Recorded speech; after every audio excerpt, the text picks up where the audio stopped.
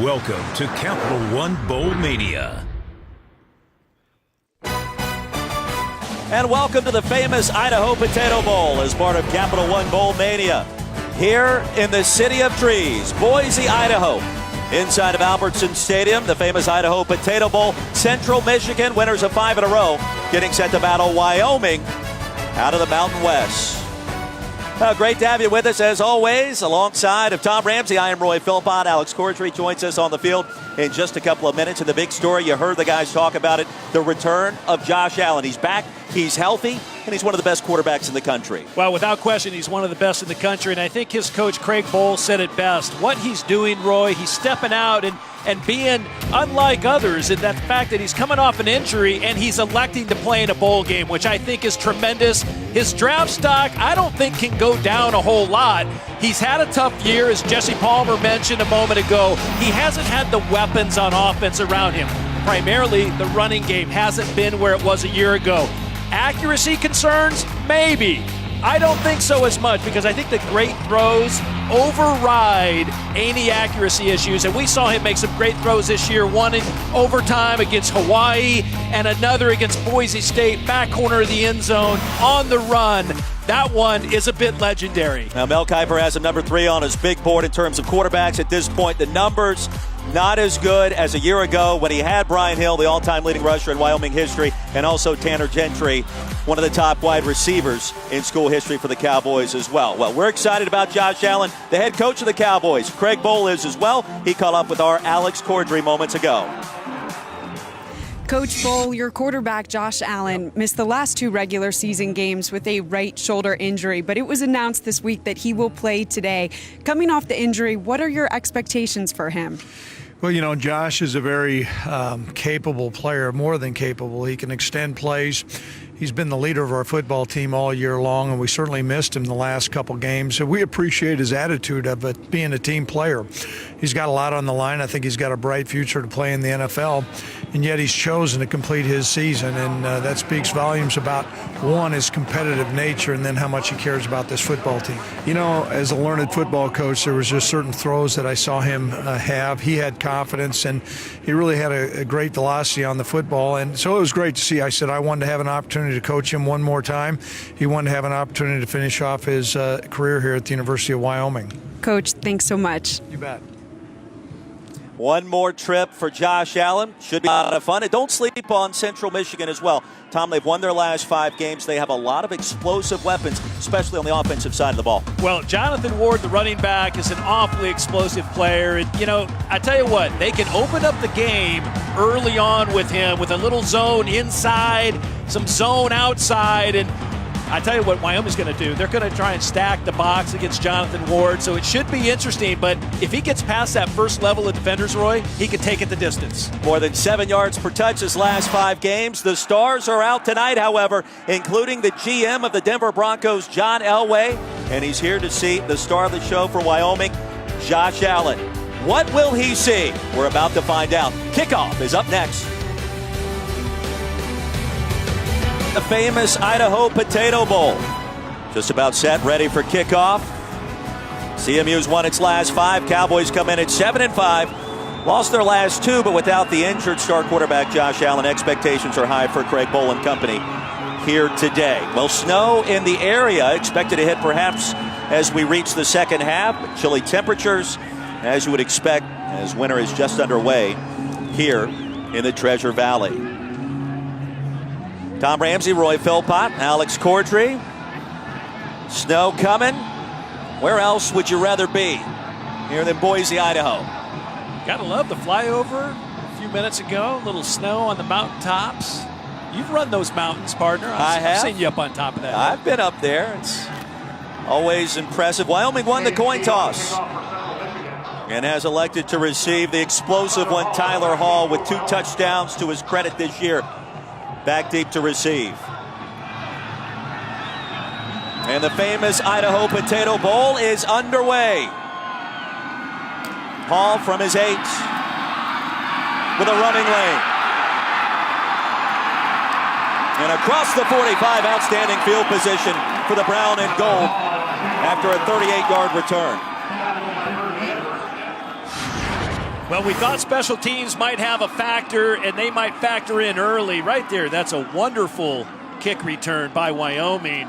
And Tyler Hall, who has taken a kickoff for the distance this year. And, right there, just great blocking scheme by Wyoming and setting Josh Allen up close to midfield. Our first look at number 17. No scholarship offers coming out of high school. Sent out emails across the country trying to latch on somewhere in the FBS ranks. The only school that really responded was Wyoming. First down handoff to Trey Woods, the converted linebacker, stacked up by Malik Fountain. And there, it's going to be interesting. Greg Colby, the defensive coordinator for the Chippewas, Roy, electing to come out with straight man coverage, and he really puts two corners on an island. And I would expect if Wyoming gets a little more of that zero coverage or straight man, you're going to see Josh Allen throw it down the field. Allen had an AC sprain. He suffered that against Air Force nearly a month ago. It's the last two starts. Wyoming was 0-2 in his absence. Trey Woods straight ahead.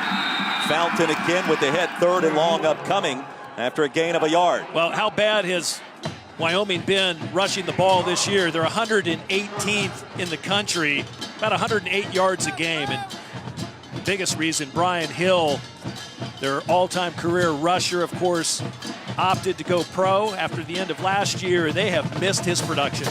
Cowboys just 33% on 3rd down this year, one of the worst in the nation. And Allen and company need 9 yards right now. Backside pressure. Allen stands tall, flings it incomplete.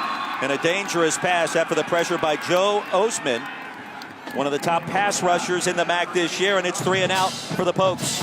Well, Osman is their leader, and he's really the king of pressure off the edge, and he comes hard and fast, and he's working against Velasquez, and Velasquez unable to stop him. And again, when you haven't played in a couple weeks, as Josh Allen has, he's been idle for a little more than a month. It's tough.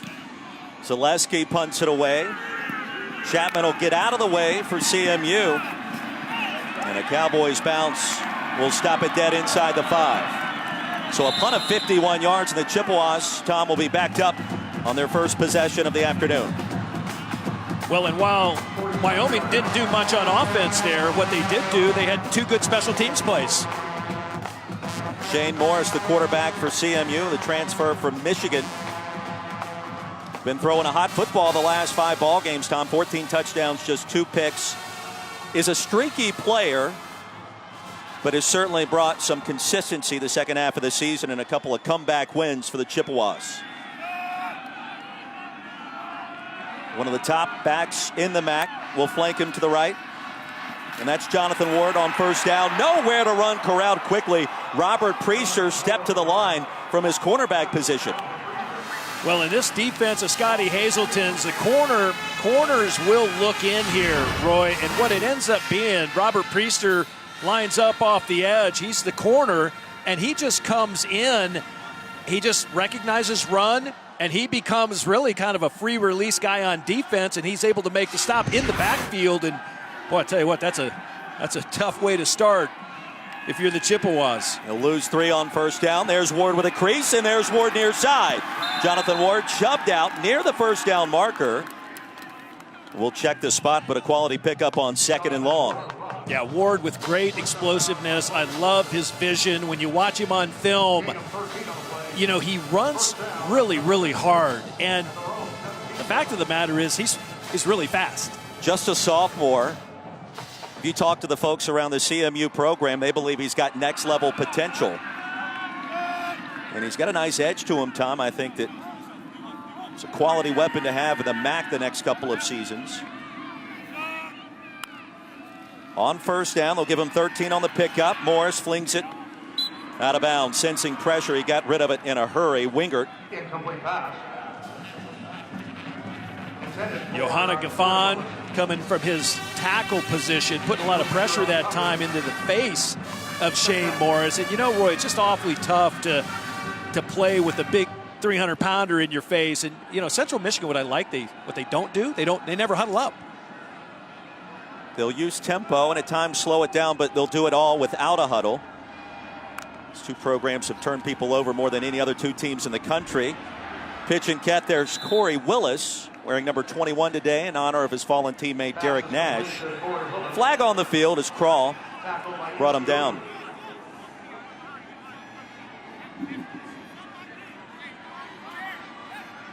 Conference USA officiating crew. Here's Steve Lamentia with a call. Pass interference on the offense, number 83. Half the distance to the goal, still second down. Oh, they called it on the tight end, Tyler Conklin, who was lined up on the near sideline and ran a route, and I believe he had his hands all over the defender. Conklin, who was split wide out that time, he was wrapped up with Priester the whole time, and the ball was in the air, so the flag came out. Punched him in the back as well, so instead of the quality gain, they'll shove it back all the way inside the 10. Just underway here in Boise, home of the famous Idaho Potato Bowl. Ward wrapped up, lassoed down, nowhere to run by Cash Malawia. Malawia had the big interception in overtime against Hawaii, which kind of turned the fortunes around of this Cowboys program this year. And now 3rd and long upcoming for the Chippewas for the first time. CMU just 31% on 3rd down this season.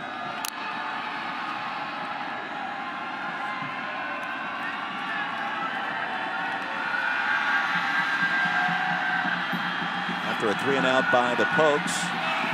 Defense of the Cowboys trying to give it right back to Josh Allen. Here's Morris, open pocket. And the hard hit against Ward somehow stays alive, finally corralled by Logan Wilson. So Logan Wilson, the Mountain West Conference Freshman of the Year last season, brings him down. And a quick possession for the Chippewas. Boy, and Malawia was the linebacker that came up and stoned Ward. I mean, I thought he might even put him down. I thought I might have seen the knee touchdown. Malawia, boom, he hits him early. It appeared as though his knee might have been down, and then Wilson comes and finishes him off. So after the 51-yard punt, Wyoming stands to have decent field position once again. Shelton on to punt this one away from his own 1. And a Cowboys bounce out of bounds in plus territory. So after a punt of 36 yards, Wyoming takes over for the second time in a scoreless ball game 5 minutes in.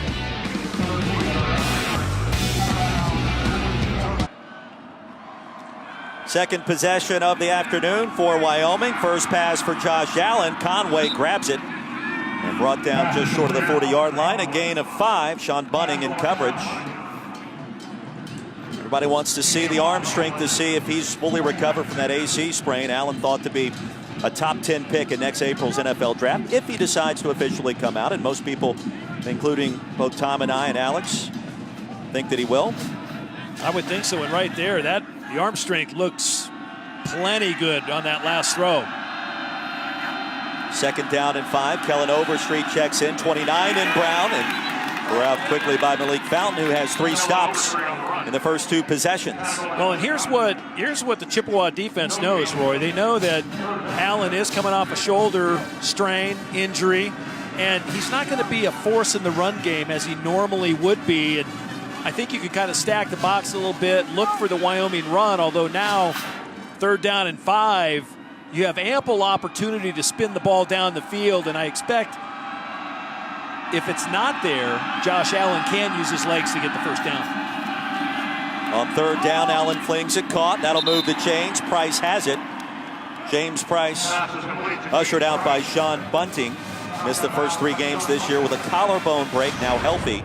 And the potential to be a big play target tonight. Yeah, partner, you know what I like? I like when the ball comes out quick, and number 17 can get it out quick. He fires it to Price right along the short sideline, but he knew exactly how much he needed for the first down. No hesitation.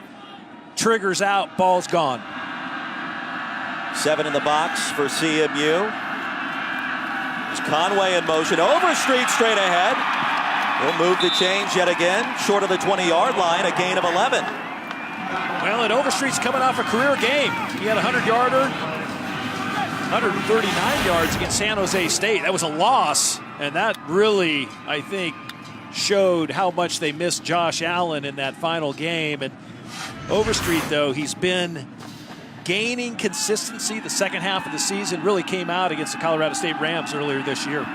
Showing I formation. Here's play action for Josh Allen. Steps up, zips it deep for the touchdown. Jared Scott, his second touchdown grab of the season. And the Cowboys strike quickly on their second possession.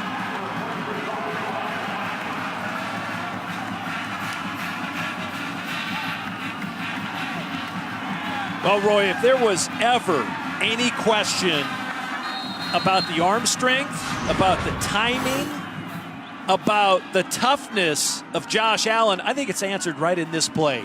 He rips it, and I mean steps up, moves up into the pocket, and just rips a ball to Scott for the score. And Scott, 2 catches so far this year, 2 touchdowns. Talked to Josh Allen yesterday. We asked if he was nervous. He said no. This is one of the reasons why when you got this kind of arm strength. Well, Jared Scott's a big body receiver. He runs a really nice route down the seam. Ball's on target. Touchdown Pokes.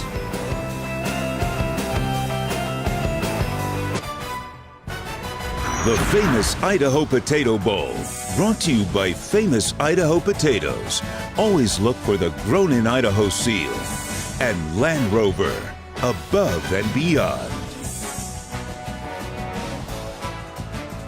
Back in the Gem States, and a fast start for the Pokes out of the Mountain West Conference. Josh Allen connecting with Jared Scott moments ago from 23 yards out. Healthy right shoulder. And he appears to be locked and loaded after ripping in that scoring strike.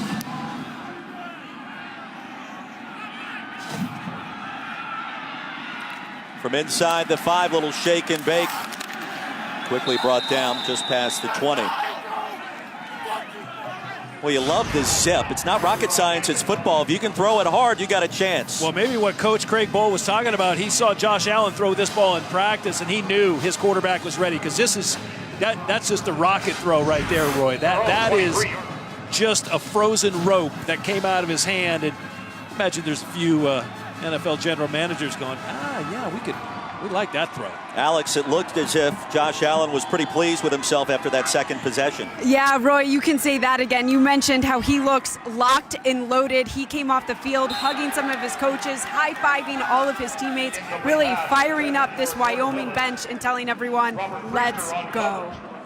Pass intended for Corey Willis is incomplete. 2nd and 10 upcoming. Let's go. That's been kind of the motto this entire bowl practice season for the Cowboys. Quick toss to Mark Chapman. He'll cross the 35, a gain of 10. Stopped by Carl Granderson. That'll move the chains. You know what I love? What Alex talked about, Roy, was that Josh Allen is such a great teammate, right? He loves all his teammates. They love him. I mean, that is evidence. Backside pressure. Morris lost control and a scrum. Cowboys have it. The second best team in the country turning people over, forces a turnover as Wyoming comes up with the game's second big play. Nela Lolahea was able to finally bring it into his mitts. And I think Granderson might have been one of the players there to cause the pressure and possibly the strip sack.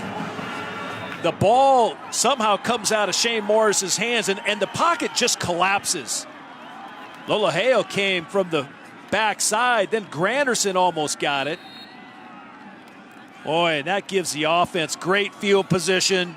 Josh Allen with the react on the sideline, knowing, hey, we're in red zone territory right now. From the 25, here's I formation. Kellen Overstreet, a jump cut. And ahead to the 20, he'll gain 5 yards. Well, if the Pokes can get anything going with the ground game, that's a huge bonus for Allen in the passing attack. And Tom, now on the edge of the red zone, Wyoming, one of the more productive teams in the country in the red zone. They've scored 29 out of 30 trips this year, ranking first in the Mountain West, third in the nation. Not as many touchdowns as they'd like, and they tell you that first off right at the top of the meeting. Overstreet again. He's had the hot hand in recent weeks. Powers his way down to the 11. That's a first down after a pickup of 9. Fourth tackle of the game by Malik Fountain. Well, and Roy, one of the things Coach Craig Bohl told you and I and Alex yesterday was how important field position was, turnovers, and, you know, when you get the field position, it sets up scoring opportunities. And, yeah, they've been wonderful in the red zone this year. They just want to keep getting those 6 points on the board. One wide receiver formation. Box is crunched. Overstreet straight ahead on first down. And Powers his way inside the 10. I think it's kind of interesting what Brent Vegan, the offensive coordinator, told us too. During the course of this season, they were waiting for other playmakers to emerge. And, they knew Josh Allen was going to make plays. Overstreet starting to step up towards the end of the season, making some plays. Austin Ford, one of the tight ends, he stepped up, made plays. Tonight, we've seen the young player step up as well, Jared Scott. Here's Allen looking towards the end zone. Now he's going to take off. They'll shake and bake. A late flag on the field. Brought down inside the 5. We'll check the penalty. We're not expecting to see a lot of that today, but if the pocket breaks down, Tom, he's such a competitor, you know he's going to take off. Yeah, and a hold will be called against Wyoming. Holding, number 78 of the offense. 10 yards previous spot. Still second down. Well, if you're CMU here, this is important to try to limit the Pokes to just a field goal attempt. You don't want to trail by 14 this early. Their offense explosive enough to come back, but a lot at stake for both of these teams, trying to gallop into the offseason with some positive vibes. John Bonamigo, year 3, what a job he's done. Former walk-on at CMU. Calls it his dream job. Play action again for Allen. And Allen with some real estate. Sandwich to the 10. We'll get some of that penalty yardage right back after a gain of 7.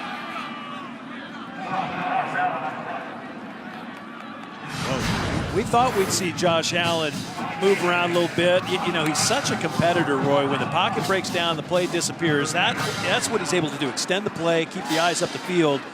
He thought he had more room to run out there. They closed on him pretty quick.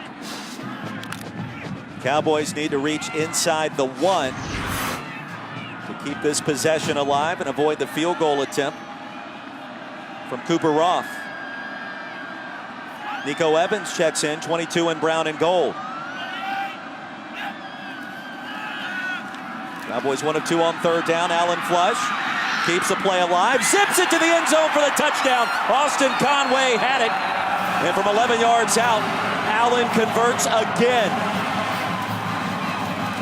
Now the scouts love the mobility. They love his presence in the pocket to keep plays alive.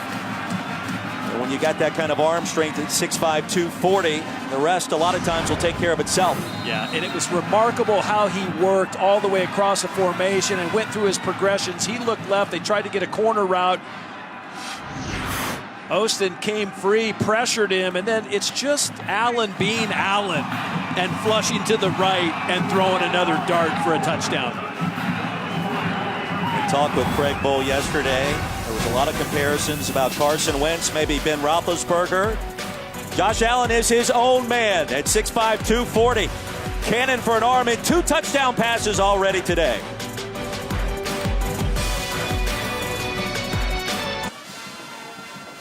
And we are back. Wyoming taking a 14-0 lead on Central Michigan, and Josh Allen, he ends up putting a move on the other number 17, Alex Briones, and watch it, just kind of dekes him and runs by him, extends the play, touchdown Conway, touchdown Pokes. The ensuing kickoff, Terod Davis brings it back short of the 15, ball popped out again. And we'll see if CMU was able to jump back on top of it. These two teams lead the country in turnovers forced this season. CMU number 1, Wyoming number 2. Folks have already forced a turnover earlier today, and the Chippewas fortunate to make the recovery. Yeah, whistle blew, ball on the ground. Roy, and Roy, that is an unbelievable stat. 31 takeaways for Central Michigan and 30 for Wyoming, and they lead the country. I mean, you talk about, advantageous play by special teams and defense. These two teams are so good. See, ball carriers on the ground, ball comes out. First down, CMU. Well, you think about the Chippewas. Head coach John Bonamingo was a former special teams assistant, the NFL for the better part of more than a decade. First down carry straight ahead. Quilly with his first touch of the afternoon.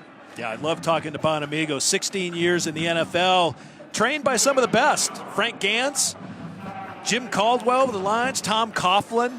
We run on Coughlin time around here. I love it. We try to, at least. I don't know if this week, with all the festivities happening in Boise, if we've been as on time as we would like, but it's been a great week for both of these teams. They've gone bowling for charity. They've gone tubing. And as you would expect in a bowl game like this, the longest running cold weather bowl game right now in college football. They know how to do it. Conklin, his first touch. And a gain of 9 on second down. Will move the sticks. Malawia with the stop. And to the more touches Tyler Conklin, number 83, receives, the better. Yeah, I think Conklin, for having come back from injury and getting hurt on the very first play of the first day of fall camp. I mean, the offensive coordinator, Chris Ostrowski, couldn't believe it. It's like, really? I'm counting on this guy? And he got hurt the first play. Play action for Shane Morris, trying to load it up. Flings it down. There's Ward, and he's wide open. Jonathan Ward near side. Needs to make a move. Can he? Ushered out just short of the goal line, but a big play nonetheless. And exactly what the doctor ordered for CMU. Well, Shane Morris was patient, Roy, and they snuck Ward out on the wheel route. They use his speed down the sideline. They fool the defense completely. So it's just, he ends up faking sweep, but then he ends up just wheeling up the sideline. They lose track of number 5, and boy, he makes good with the ball once it's in his hands.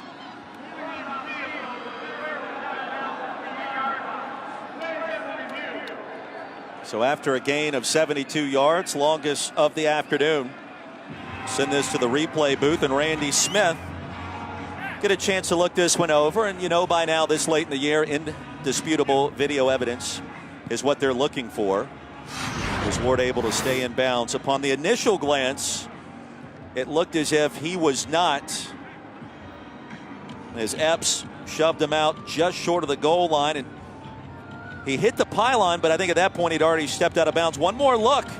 He didn't. He did not. He did. They're going to give him a touchdown because he never stepped out of bounds, and he touched the pylon with the ball. He broke the plane of the goal line. I mean, this is a spectacular play by Jonathan Ward. This right foot of his never hits the ground. He's in the air from that other angle we had. He was clearly in the air, and he put the ball from his left hand, Roy, to his right hand, and then caught the pylon. I mean, that's a big league play right there. It's dangerous because if you lose control, it could result in a touchback for the opposition. Yeah. However, he was able to maintain control, and that should be 6 points on the board for CMU.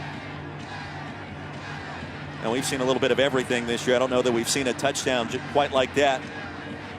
We'll see if Randy Smith and this veteran officiating crew concur with our assessment. Well, you know what you get? I love what Chris Ostrowski, the offensive coordinator, does, right? They never huddle. They get 80 to 90 plays. They take a lot of shots. And right there is just it's a bold play call to run a wheel route up the sideline, but it sure worked out for the Chippewas. The player did not step out of bounds. His continuing action put him in the end zone. Therefore, it's a touchdown. So the Chippewas strike. And a chance to slice that advantage in half after the 74-yard pitch and catch on the wheel route. And that's a nice response after 2 early touchdown tosses from Josh Allen.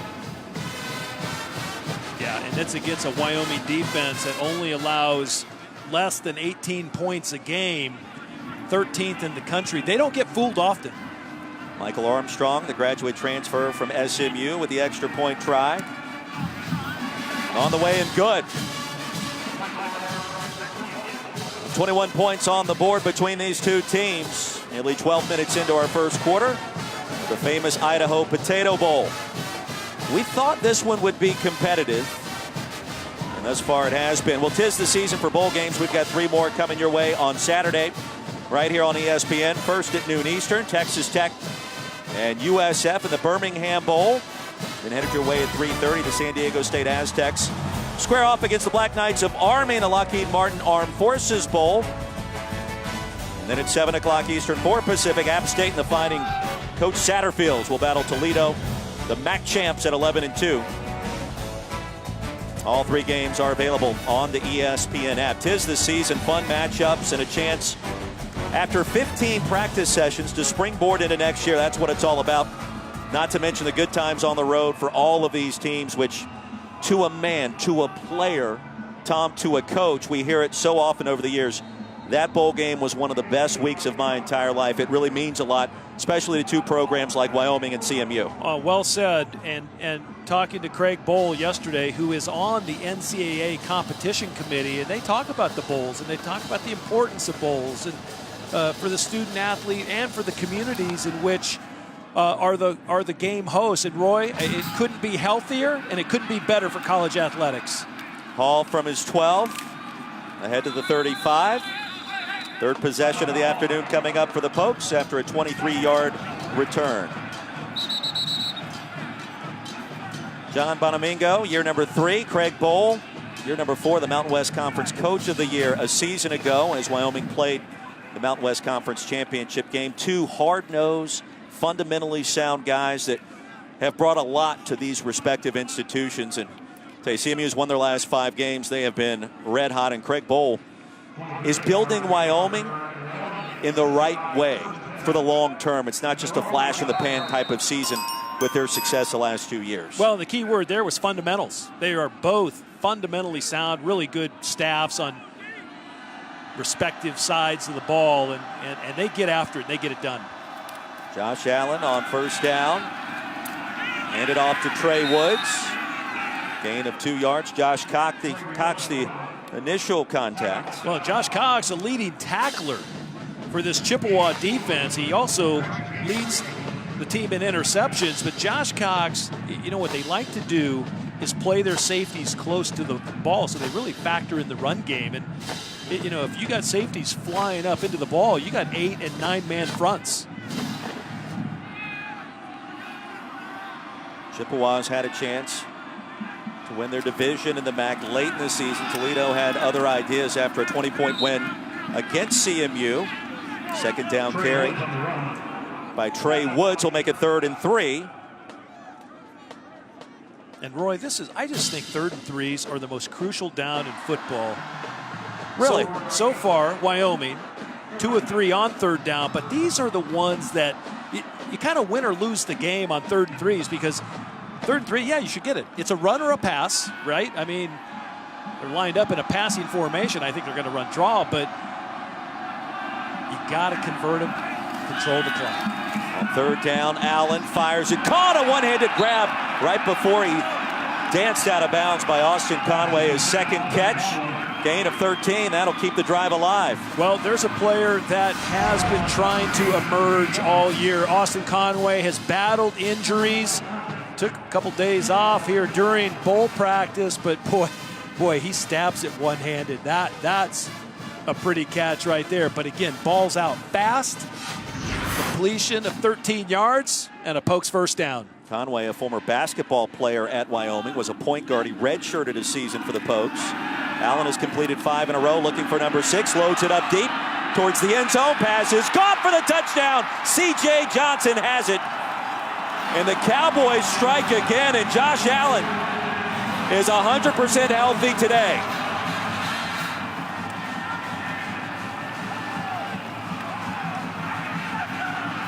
Well, this is, I think I might have coined the phrase today, Allen being Allen. This guy, we've had the fortunate task to do a couple Wyoming games this year, and he's gotten better each time out we've seen Josh Allen play. That again is a ball that he lays it down the track of a receiver flying full speed, heading into the end zone. And I mean, the ball couldn't be thrown any better. 6 completions in 7 attempts. 3 touchdown tosses already for number 17 in brown and gold. Cooper Roth's extra point is good. One more look at that last touchdown from 45 yards out.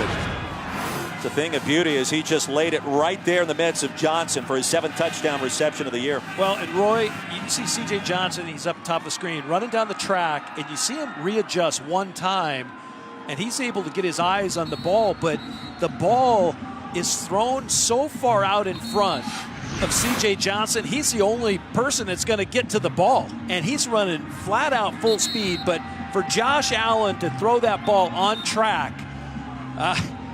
that's impressive. And credit C.J. Johnson for never giving up on the ball. He knows his quarterback's going to get the ball out, get it into a position where he can make the catch, and go after it. And the Pokes again with a great score from Allen to Johnson. And yeah, you mentioned his numbers, 6 of 704, 3 touchdowns.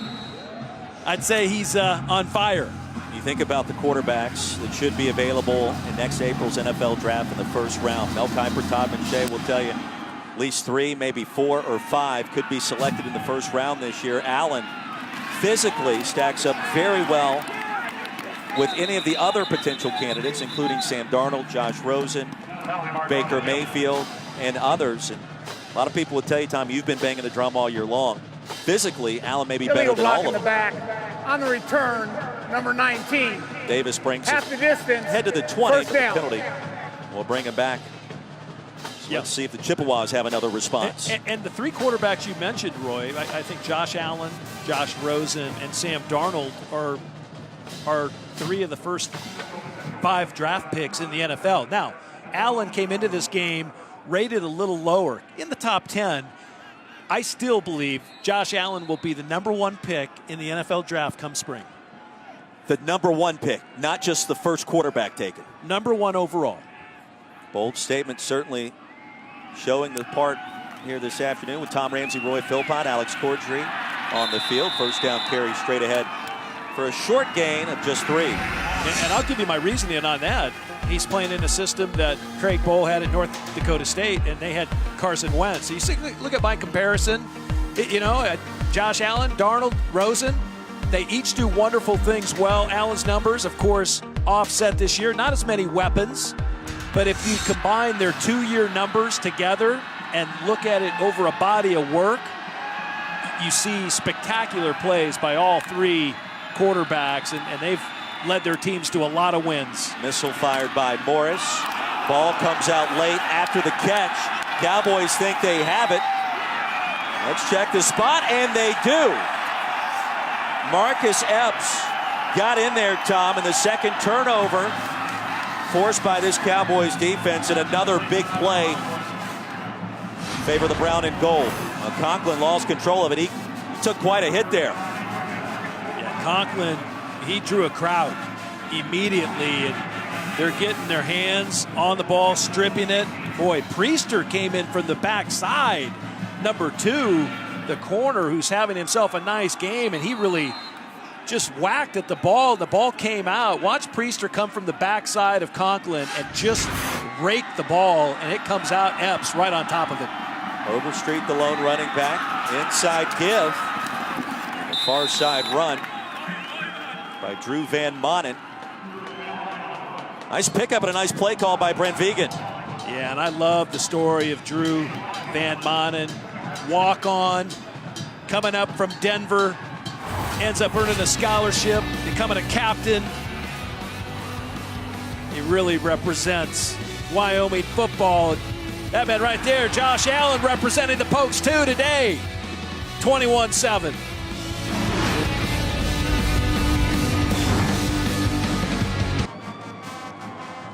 $151 yards of total offense for the Pokes, leading Central Michigan 21-7. Back at the famous Idaho Potato Bowl, start of our second quarter, and a lot of teams in the NFL need some quarterbacks. Josh Allen perhaps could change the fortunes of several franchises, and we've seen it all on display thus far with 3 touchdown tosses. Why are the Browns always on the list of needing a quarterback? Why is that? We talk about that time and time again, but Josh Allen, just his ability, Roy, to extend the plays, step up in the pocket, and throw balls that are very catchable. and in tight windows too. It's not easy to throw a 50-yard pass right on track, and he just did that. Cowboys have been running the football effectively thus far as well. First play of the second quarter goes to Overstreet. Make it 3rd down and 2 as he's brought down by Oliver. That was one of the things we wondered about coming in. The two teams on paper looked similar. We felt as if CMU perhaps had better offensive skill players outside a quarterback, but the line of scrimmage, which team would be able to impose its will on the other? As far it has been Wyoming out of the Mountain West as Fort goes in motion. Overstreet needs 2. Stacked up at the 10. He'll be just short. Oliver with the initial contact. Yeah, Oliver really brought the hammer that time on the running back. And, he just read the play. They're running power lead with a guard and a fullback and a tight end, and they're all up in the B gap trying to run the ball. And, boy, Oliver just came and stuffed it. So here's Cooper Roth, the sophomore out of Longmont, Colorado, 12 for 15 this season. 27-yard effort on the way. And right between the pipes, so Wyoming extends its lead to 24-7, just underway. Start of our second quarter. Cowboys in control. Left stroke just went viral. I got power, poison, pain, and joy inside my DNA.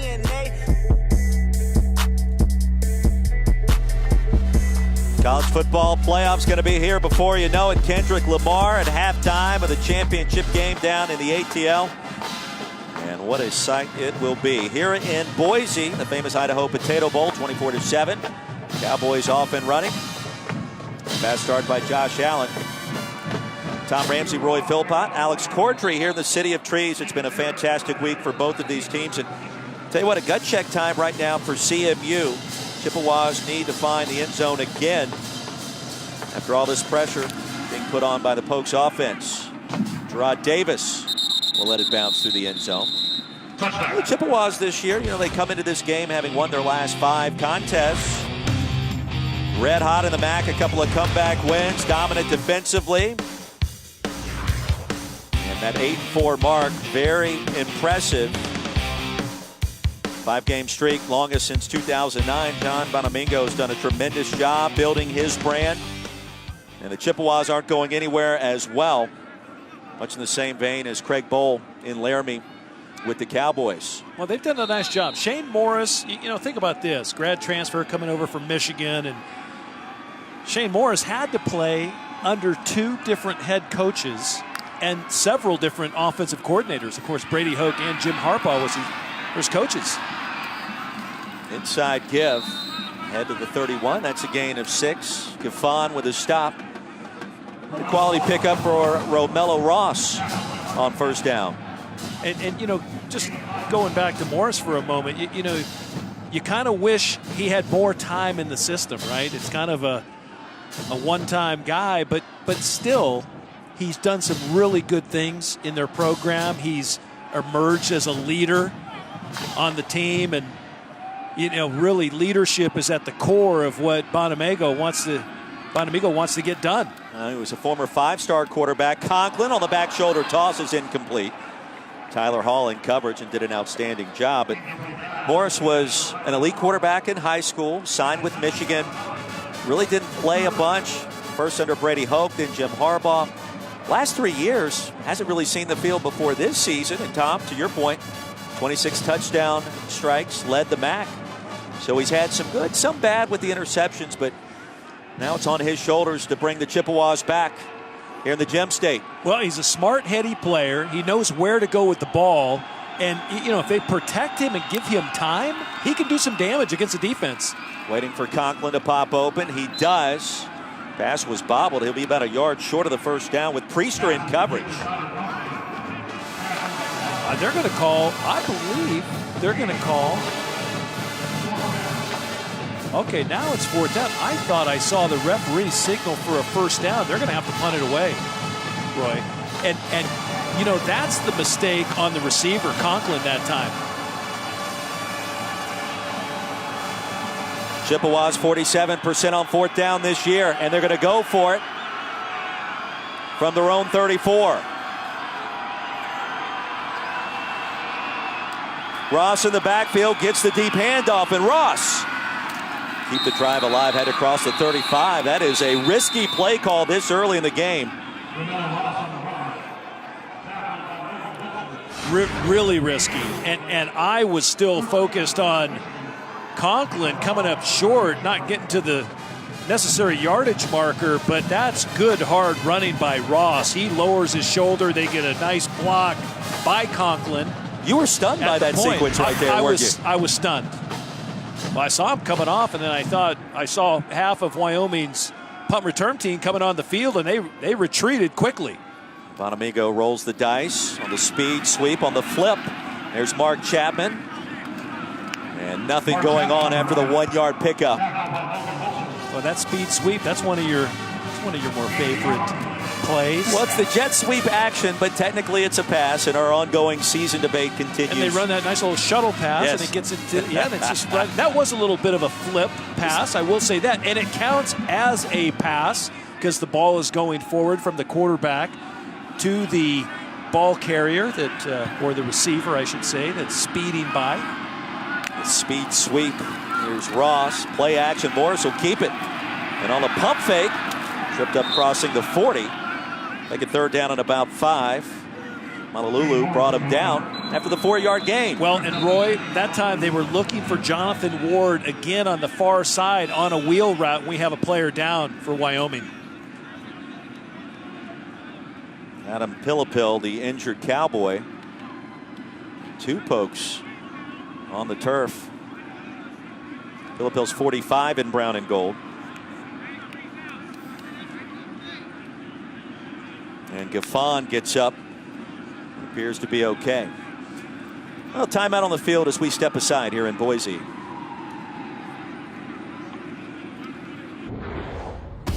Now we take a look at the Bowl Challenge Cup, brought to you by Progressive.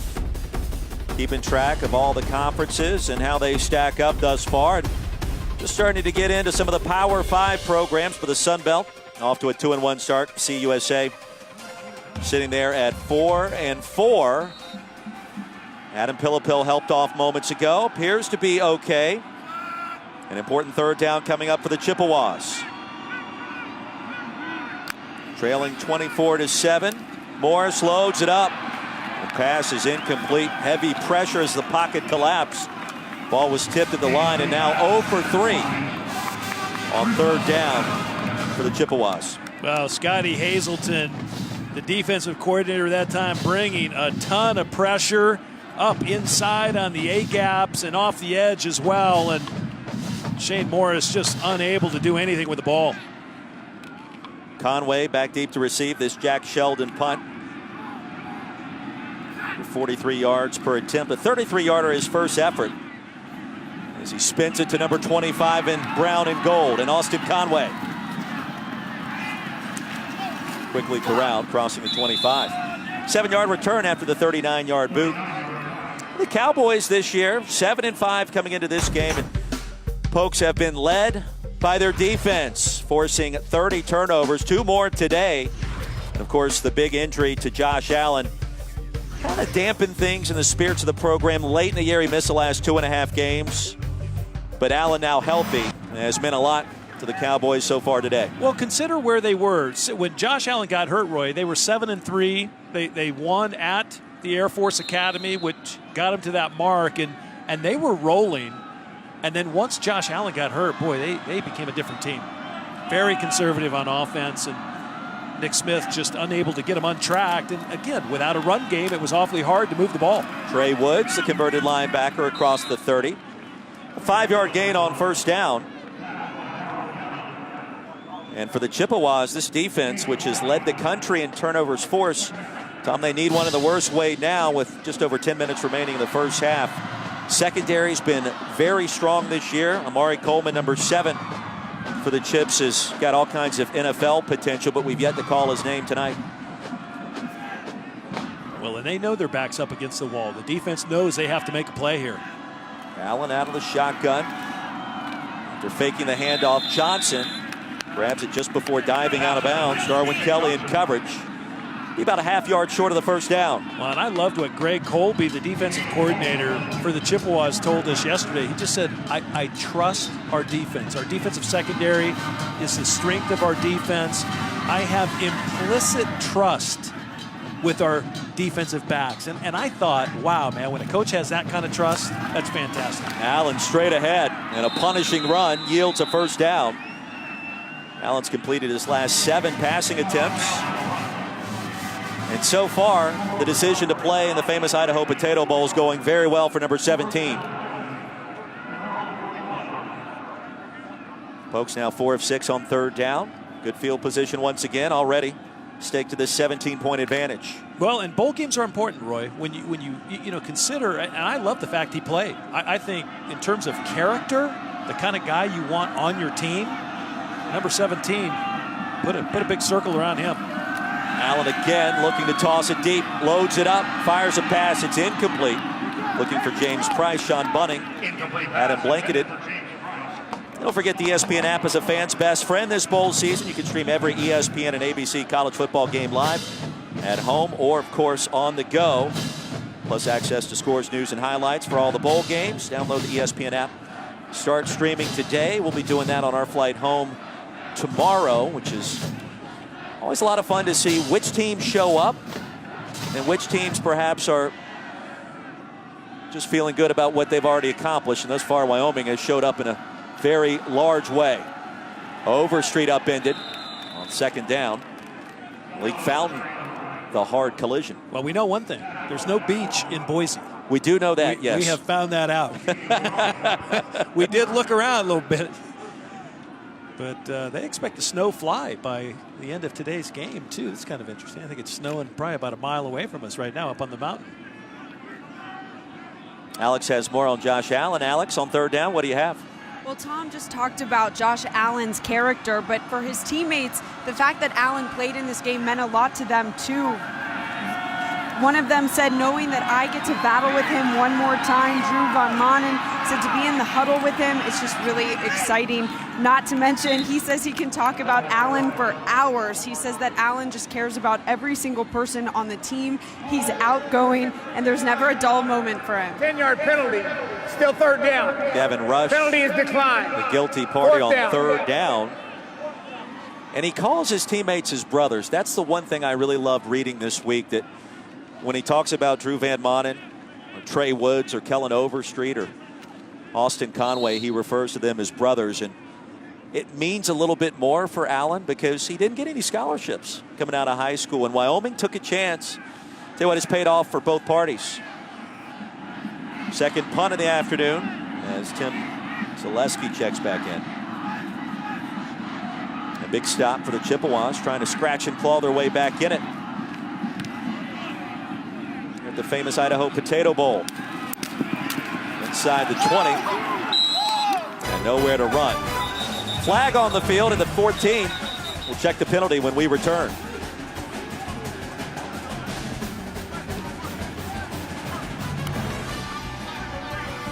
Back. Number 6 is the return team. Half the distance to the goal. First down. So they'll back him up even further. Poor field position for CMU. Chippewas take it over.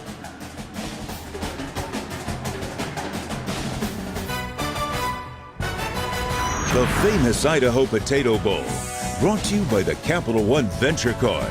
Earn unlimited double miles on every purchase every day.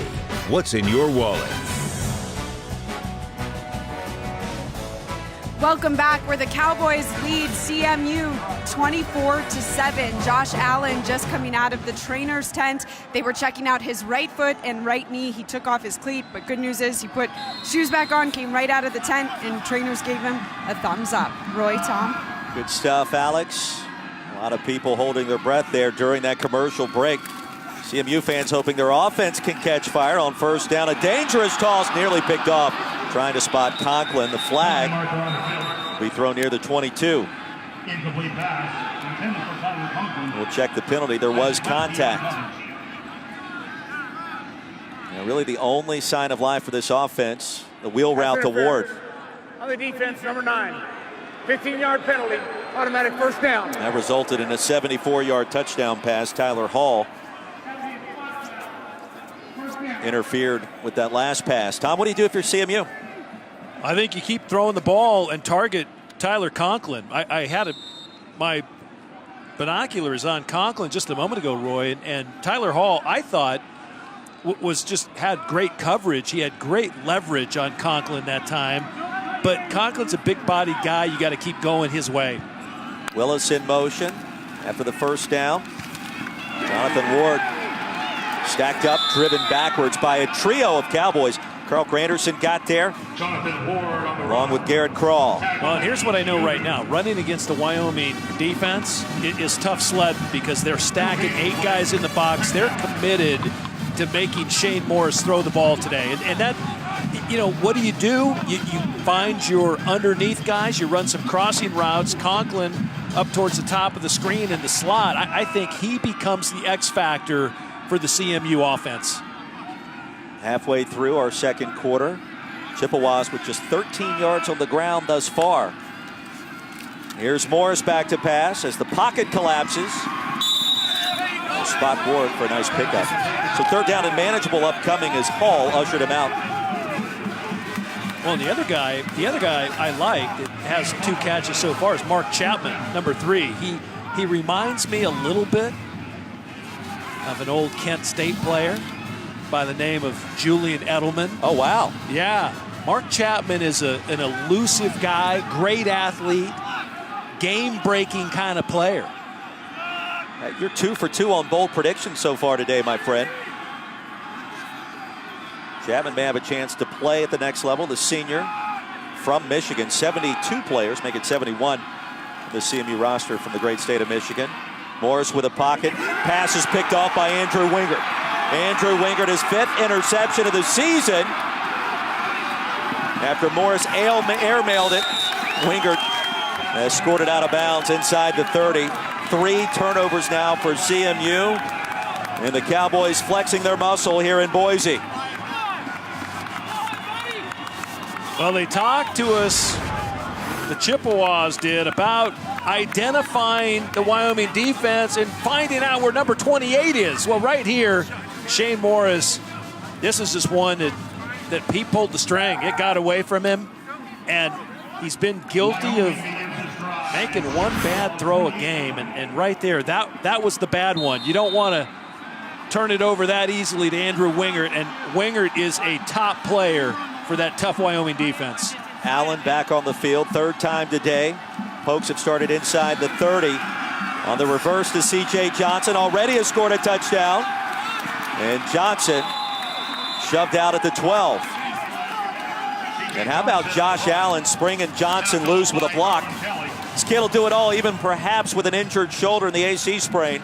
It's a gain of 16. Yeah, somehow when Brent Vigen said, "Oh yeah, we're not gonna put him in dangerous situations," no, but you're asking him to go be a lead blocker on a reverse. I love it.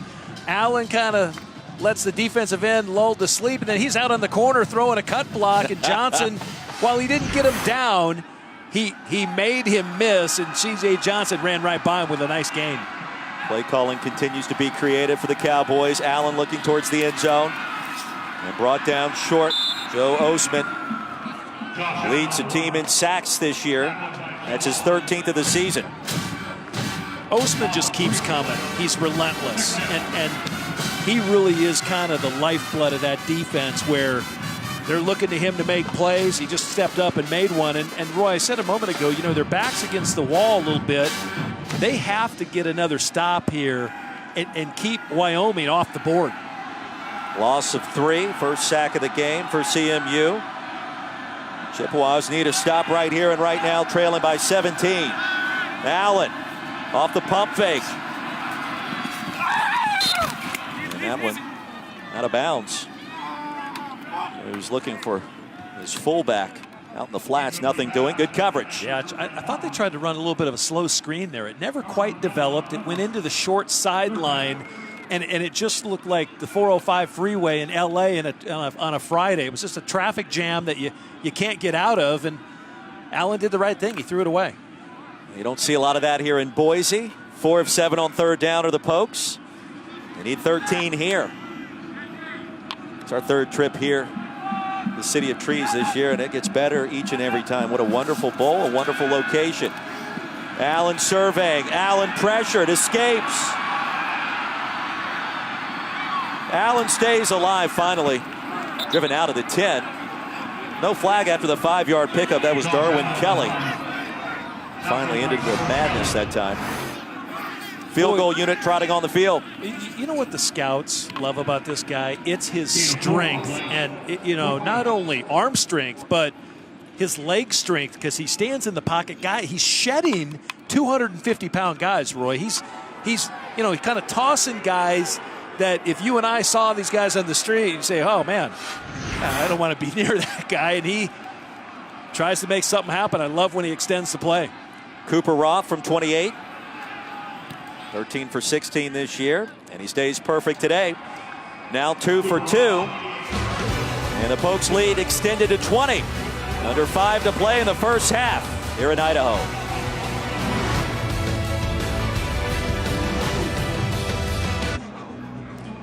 $20-point lead for the Mountain West over the MAC. Cowboys out in front of the Chippewas. Tom Ramsey, Roy Philpott, Alex Cordry. Make sure you kick off your NFL Sunday with a countdown crew. Starting at 10 a.m. Eastern, right here on ESPN. They'll have all the early breaking stories, injury updates, previews, right up to kickoff. Also streaming live on the ESPN app. And there he is, John Elway, the former Bronco great, world champion, and now general manager of the Broncos. Here to check out some of the NFL talent, including one Josh Allen, who is not disappointed thus far. Yeah, class of 83, old John Elway, alongside Matt Russell, the great CU linebacker, one of the top personnel men, along with Elway. Davis stays alive, crossing 35, excuse me, my friend. I know you and John had a lot of battles back in the day. Well, we send you back to the studio for the first time. Adnan Virk. Adnan, what do you got?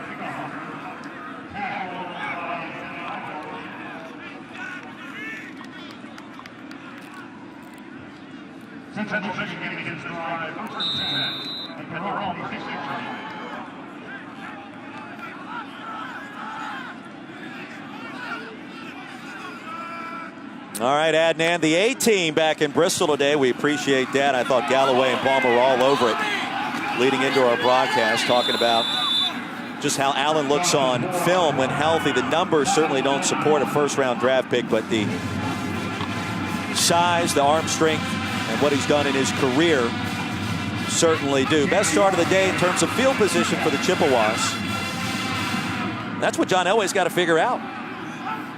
You like your player?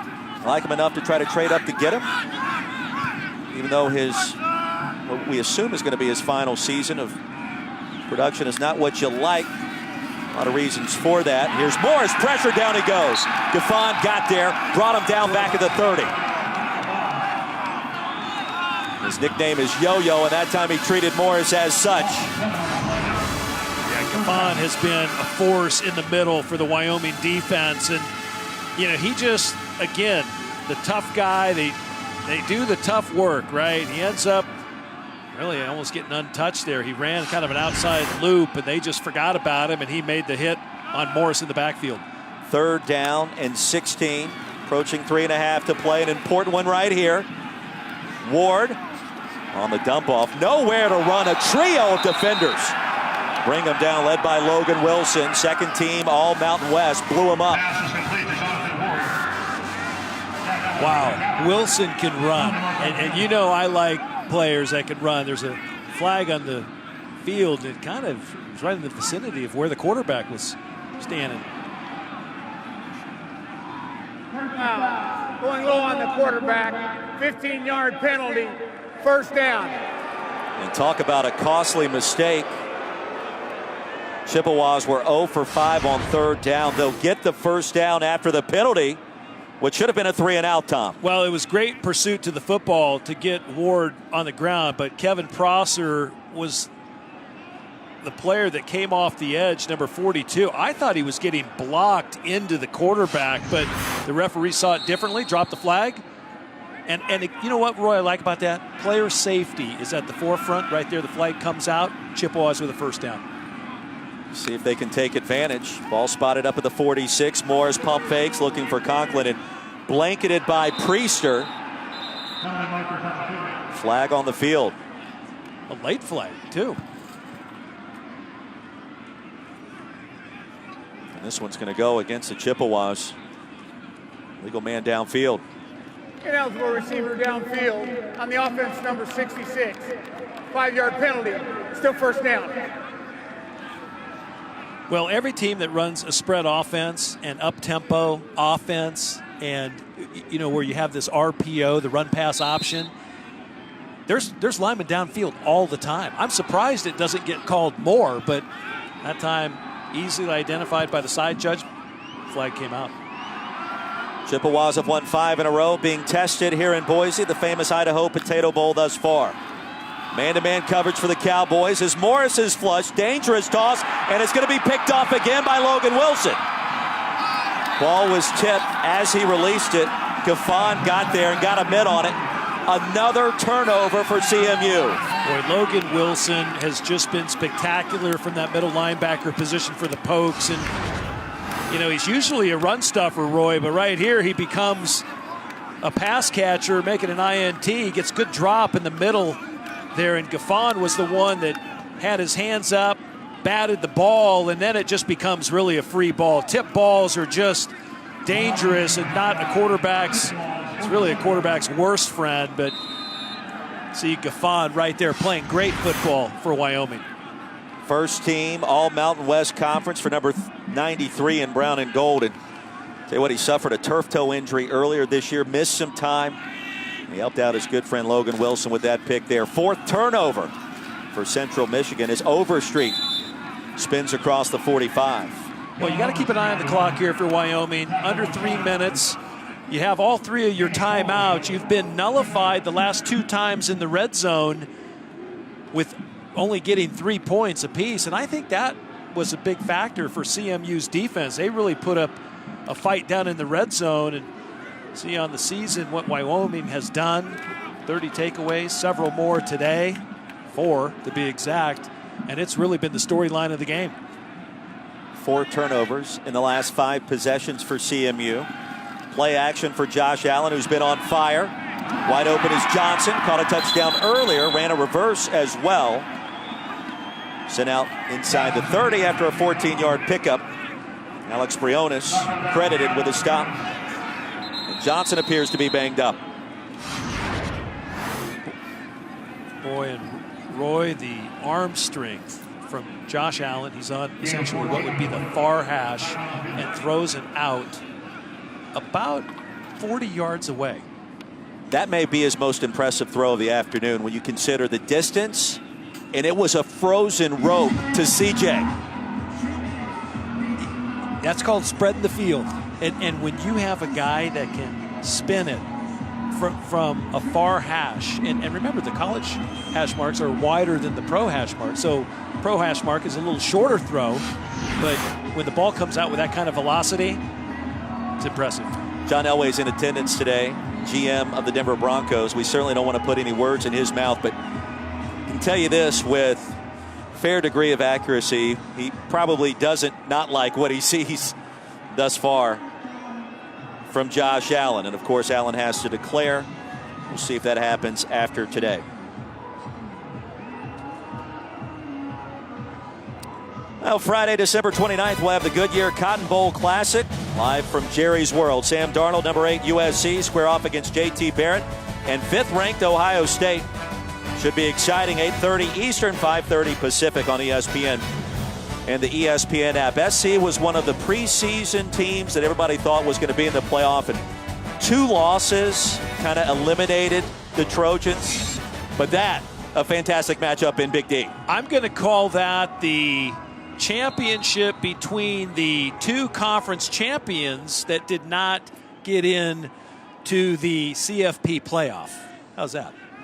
Yeah, that's quite an acronym that would be established if that's what we go with, as Woods brought down short of the line of scrimmage by Amari Coleman. Roy, just a moment ago, you were talking about NFL scouts. I did talk to representatives of the Pittsburgh Steelers today, the Denver Broncos, the New York Jets. They're all in attendance. They're down on the field. And give us the intel. What can you tell us? I can only say that they're here for a reason, and they're here to watch number 17 and to see, because film usually doesn't lie, but when you really put eyeballs on players, you can really tell a lot, and especially you can see how good they are, and you can see the velocity of the ball. When the ball comes out, just like that ball right there, it goes incomplete. I mean, there's no hesitation on the trigger for Josh Allen, and I think that's the impressive factor is he's decisive.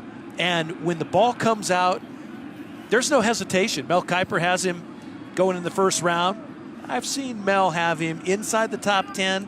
Now he's just outside. McShay has him up there quite high as well. It was a roll of the dice to play in this game, and not necessarily that it would create some kind of controversy where he would drop in the draft or soar to number 1, even though you told us earlier you think he can go number 1. But it was a roll of the dice coming off the AC sprain. He's done nothing to hurt his stock thus far. This time, corralled back at the 40. That's going to knock the Pokes out of field goal range. Trevor Apsey got there first, along with Mike Dana. He's going to lose 10 yards and some extracurricular activity taking place. Well, I'm waiting for the referee to throw a flag because he just let the game get out of hand. I mean, 3 guys were mauling Josh Allen. The only mistake he made all day long was that he just took a sack that took him out of field goal range. No flags on the field yet. Second sack of the afternoon for CMU. Craig Bohl wanted to find out more from this veteran officiating crew out of Conference USA. Well, that was just a bit of a ruckus. And, I mean, Josh Allen, he should have thrown the ball away, number 1. And he ends up taking a huge loss on the play. And right there, Roy, nothing's downfield. Throw it out of bounds right there. And instead, they hold him up, and then they just kind of punish him. Zaleski on to punt this one away to Mark Chapman. And heavy pressure, flag on the field. Zaleski got it out of there fairly cleanly. Justin Corbett tried to block it.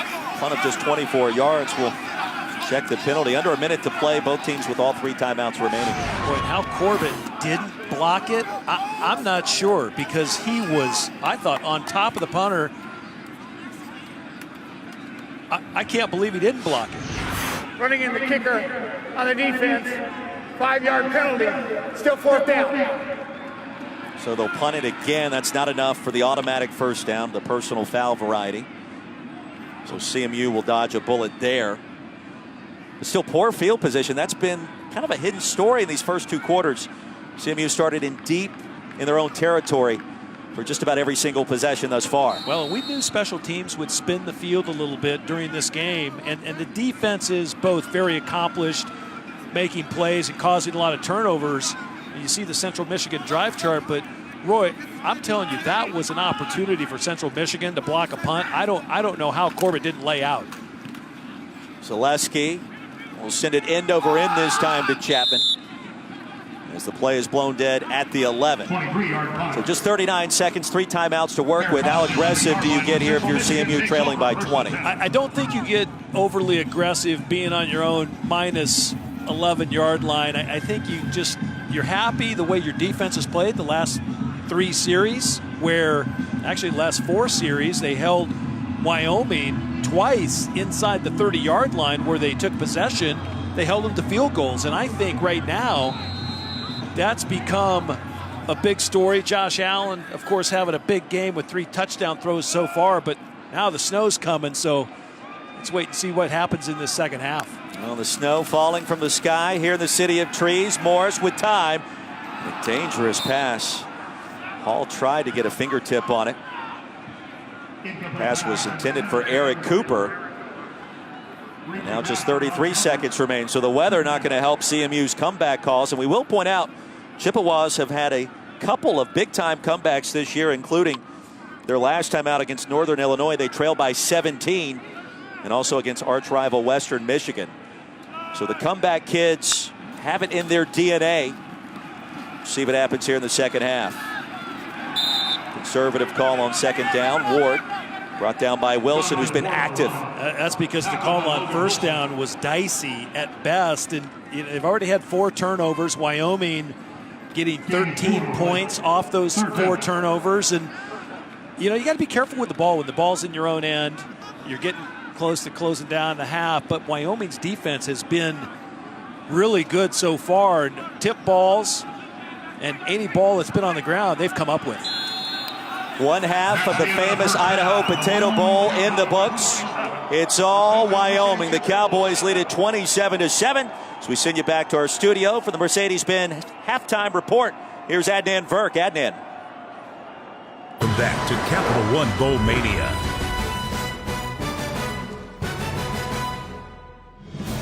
And welcome back to the famous Idaho Potato Bowl as part of Capital One Bowl Mania here in chilly Boise, Idaho. The city of trees, Wyoming, a 20-point advantage over Central Michigan. As the Cowboys forcing 4 first-half turnovers, that has been the difference thus far. With Alex Cordry, Tom Ramsey, Roy Philpott, Spuddy here so far has been in favor of the Pokes. Wyoming was very impressive here at the Potato Bowl. It's been a lot of fun if you're a Cowboys fan at least. Well, they've been converting on third down, Roy. 4 of 9 on third down for Wyoming. The Chippewas still not finding a first down. 0 for 4 on third down.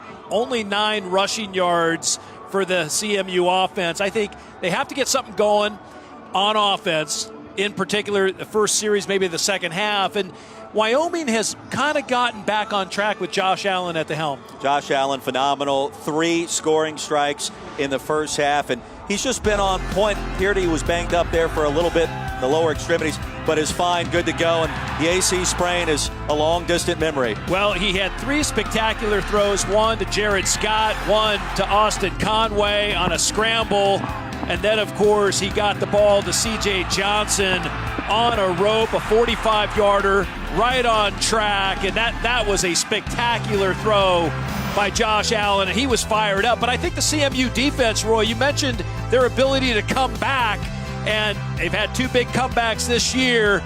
They really stopped Wyoming on 2 drives inside the plus 30. The Cowboys only coming away with 6 points on those 2 drives. Well, the 2 comebacks, critical to note, trailed 17-0 against Northern Illinois in their last game, Tom, before bouncing back to steal it 31-24. Craig Bohl's very much aware of that fact, not to mention the comeback win against Western Michigan, their arch rival, some 3 weeks prior, scoring 21 fourth-quarter points in that victory. And CMU will receive our second-half kickoff. John Bonamigo trying to get the troops going there with his halftime conversation. Well, the snow started coming down at the end of our second quarter. It has stopped momentarily to start our third as the opening kick sails out of bounds. Actually ricocheted off the official. 1st and 10 from the 25. And what do you want to see the Chippewas try to accomplish here on this first drive? Obviously, they need points. How can they do it? Well, I would have loved to have heard Coach Bonamigo's halftime speech, because he was the one that got him fired up at the halftime of the Western Michigan game, got up on a chair and just said, listen, you can play better than this. And I'm sure, Roy, the message was the same. You can play better than this. And when you have 9 rushing yards in the first half, you know exactly what you need to do. You need to push people off the line of scrimmage. And I think the Wyoming defense is, listen, they knew CMU was going to try and run the ball. They're going to stack the box. So maybe you come out, maybe a little play action. And again, Shane Morris has to protect the ball in the second half. The Michigan transfer out of the shotgun as Willis goes in motion on first down. We'll set up the screen to Chapman. We'll shake and bake ahead to the 30 and a gain of 6 yards on first down. Well, they just have to find the continuity on offense, right? And a lot of it is just getting first downs. And I'm a huge proponent. Ball's got to come out quick.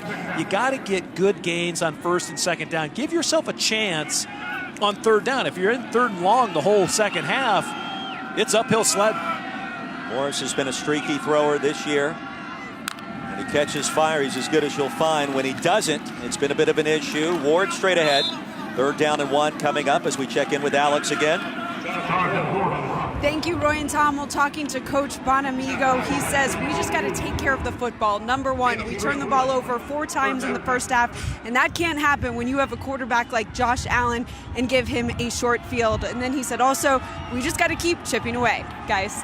Chipping away, that's how they do it. Fire up the chips, 3rd and short. And a big play to start our 3rd quarter. Cooper in motion. Inside zone, Ward pops it out. And a nifty run results in the drive staying alive as he steps out at the 40. Great eyes, great vision by Ward that time, not seeing something inside. He gets bounced around a little bit, and then he's able to bounce it outside. And you talked about him, Roy, in the first half, having a little bit of an edge. And, you know, right there, that's being a football player right there. The play's dead where it was designed to go. He's able to bump it outside, get the first down. Sophomore out of Illinois is Jonathan Ward. Plays with an edge and some nifty moves this time. Nowhere to run. Malululu corralled him. And he's going to lose at least a yard. Sidney Malululu, now that he's healthy, the junior, has provided a nice punch in the front 4 for the Pokes. Yeah, Big Sid hasn't missed a lot of time. He was always on the injured rack when we had them in earlier games this year, but you see he's such a force in the middle. He just gobbled him up. Yeah, he's what they call a zero tech. He'll man that nose tackle position, and he just fills 2 gaps. 2nd down and 11. Looking for Willis, instead spots Chapman. 1st down plus territory. So a good start for CMU on the opening possession of our 3rd quarter. Jalen Ortiz brought him down. Well, if you were going to ask me what, they wanted to do a moment ago, you got to get the ball to your playmakers. Chapman, I don't think, had enough touches in the first half. They probably went in at halftime and said, listen, if we want to win the game, we got to get the ball to number 3. Got to get him in space, let him create. And right there, you see, they get the ball to him, and it's almost an automatic first down. Playing in his last game is Mark Chapman, the explosive wide receiver. We'll have a chance at the next level. Film doesn't lie when you watch him this year in the MAC. Ward dances in the pocket, a jump cut, dives across the 40. So a gain of 8.5, give him 9 on 1st down. Wilson the stop. Different looking CMU offense so far. Well, and Roy, if you're a baller for CMU, the next level is going to take notice. And of course, Antonio Brown, probably the most famous CMU football alumnus. Might be the best wide receiver in the entire world, too, now. I think right now he would be. You mentioned Julio Jones earlier. DeAndre Hopkins. Pick your poison. Little flea flicker. Back to Morris. And Wyoming all over it from the get-go on 2nd and short. Shane Morris on the run. And Lolahea was there to break it up. Yeah, Lolahea came off the edge, and I don't know if he saw the pitch back come to the quarterback. Maybe he did, and then he just was so heads up to make the play. Gets credited with a sack, and CMU trying a little trickeration there. Well, it's 2nd and short. What do you have to lose? The answer's 2 yards. 3rd and 3. Morris out of the shotgun off his back foot and threw it right to the defender, Tyler Hall. 2nd interception of the season. Hall had inside leverage, and Morris threw it to the wrong side of his intended target. Pass was intercepted by Isaac Lemke. Tyler Hall's really good in space, and it's interesting. They put him against Tyler Conklin, and Tyler Conklin, 6'4", 250-pound tight end. Tyler Hall has given away a lot. Conklin's jamming him up in the grill, and boy, and then it comes Wingard trying to get a block and almost gets credited with tackling his own man. But, boy, I tell you, Tyler Hall, that's a spectacular play, just jumping in and gaining leverage. Pokes take over after another CMU interception, their 5th turnover of this famous Idaho Potato Bowl. It's Overstreet ahead to the 40 for a 4-yard gain. Osman the stop. Well, that's exactly what you did want to happen if you're a fan of the Chippewas. Well, we talked about it, Roy, off air at halftime. Just, the 4 turnovers really only amounted to 13 points for Wyoming, which I thought the CMU defense really kind of, they boned up and, you know, was able to stop Wyoming drives and only turned them away with 2 field goals. But now you just can't keep putting your defense on the field if you're CMU. 2nd down and 6. Overstreet through the initial contact. Brought down at the 45. So Kellen Overstreet continues his good play today. Well, and Coach Bowl said something to Alex Cordry as he left the field, which was, you know what, we're going to get back to our football. We're not going to let the game get out of hand, get chippy. And what does that mean? I hear they want to dominate the line of scrimmage. And how do you do it? You do it with run game, and you do it with first downs. Right now, 3rd and 1 for the Pokes. Play action, Allen looking deep. Tosses it, pass is caught inside the 40. And with the reception, once again, it's Tyree Mayfield. I thought it was Conway for a moment, but the tight end is first grab of the game, and he'll pick up 19. You know, 3rd and short, Roy, everyone's expecting, you know, power, and the accuracy again while on the run. And, you know, Josh Allen, when he's out in space like that, he's a run threat as well, but boy, he's such a pinpoint passer from all angles, all positions on the field. We've seen about every throw tonight come from number 17. Woods in the backfield. Hard collision at the line. He'll pick up 2 on first down. Well, you think about the quarterbacks that Craig Bowl has had over the years, including North Dakota State, Carson Wentz, here at Wyoming, Josh Allen, and he loves to go right. Much like his predecessor at North Dakota State, shall we say. Yeah, there's another guy, in green and yellow that's pretty good. Aaron Rodgers, who recently went on IR. And, you know, the guys back in Bristol talked about it before the game. They talked about Josh Allen not having the weapons, the offensive weapons this year. And, you know, I think it's a lack of a run game. And then, of course, there were 3 great receivers, and 2 of them are at the NFL level. Directing traffic, looking for Conway. Beautiful job that time by Allen extending that sequence, and was just a bit too strong with the pass. Yeah, you know, the ability to extend the plays is everything, right? And not take the big sack. He did make one mistake in the first half. He took a crucial sack. And, you know, it was a little bit of a sloppy play, too, on both sides. But Allen, I marvel at what he was able to do in this first half with a couple throws. Right now, this is a challenging down for them. 3rd and 8 for the Pokes. Evans checks in at running back. From the 35, Allen, backside pressure, down he goes. And a punishing hit by Joe Osman. 2nd sack of the afternoon. A late flag is tossed. And this may be against CMU. And what a backbreaker that would be. Personal foul. Taunting. Number 44 of the defense. 15-yard penalty. First down. Mitch Stanizak. And that one just hurts. UNS. That is his first unsportsmanlike conduct foul at number 44. I mean, Stanizak, why? Why? Your partner on the other side of the defense, Ostman, just keeps coming. He keeps beating Velasquez, and they got to give him more help. But that's a sack. That's an end of a drive. They have to punt it away. Instead, CMU with a costly penalty, and now Wyoming with another first down. 20-point lead. Star quarterback is healthy again. Defense is playing lights out. Everything going in favor of the brown and gold so far. Overstreet takes it back the other way. Kellen Overstreet brought down to the 5. 1st and goal, Wyoming.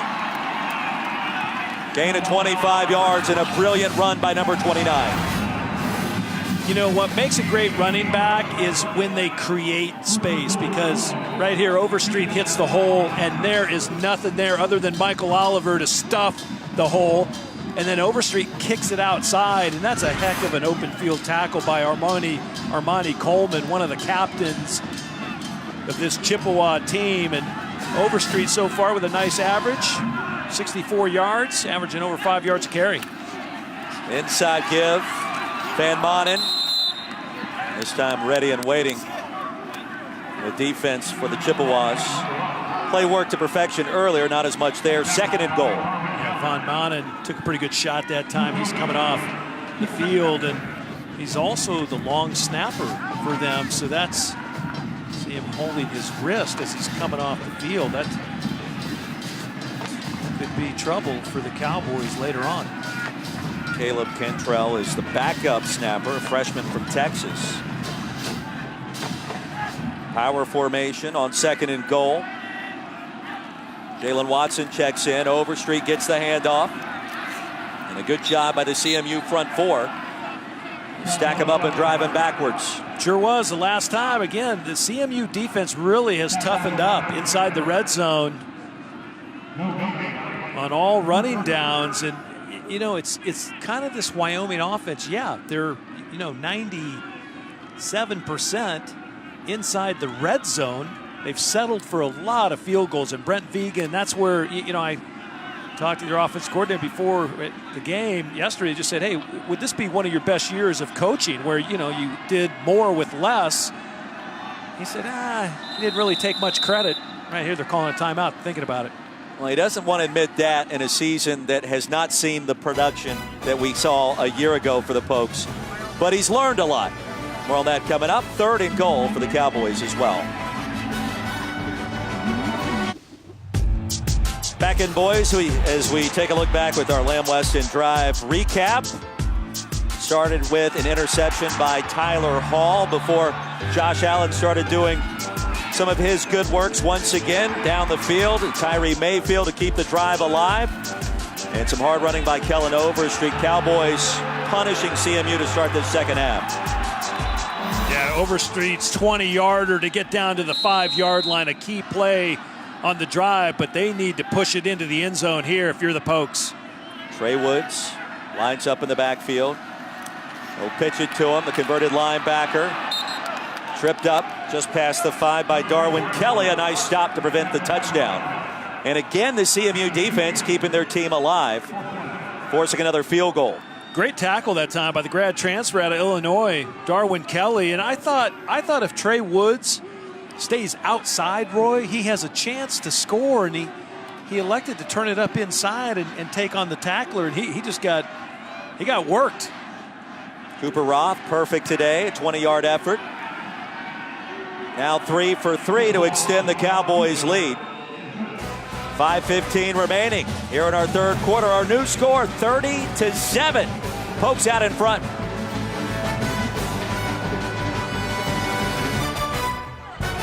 The famous Idaho Potato Bowl, brought to you by the Quicksilver Card from Capital One. Earn unlimited 1.5% cash back every purchase, everywhere. And PlayStation 4, greatness awaits. Who's got my back? Who's got my back?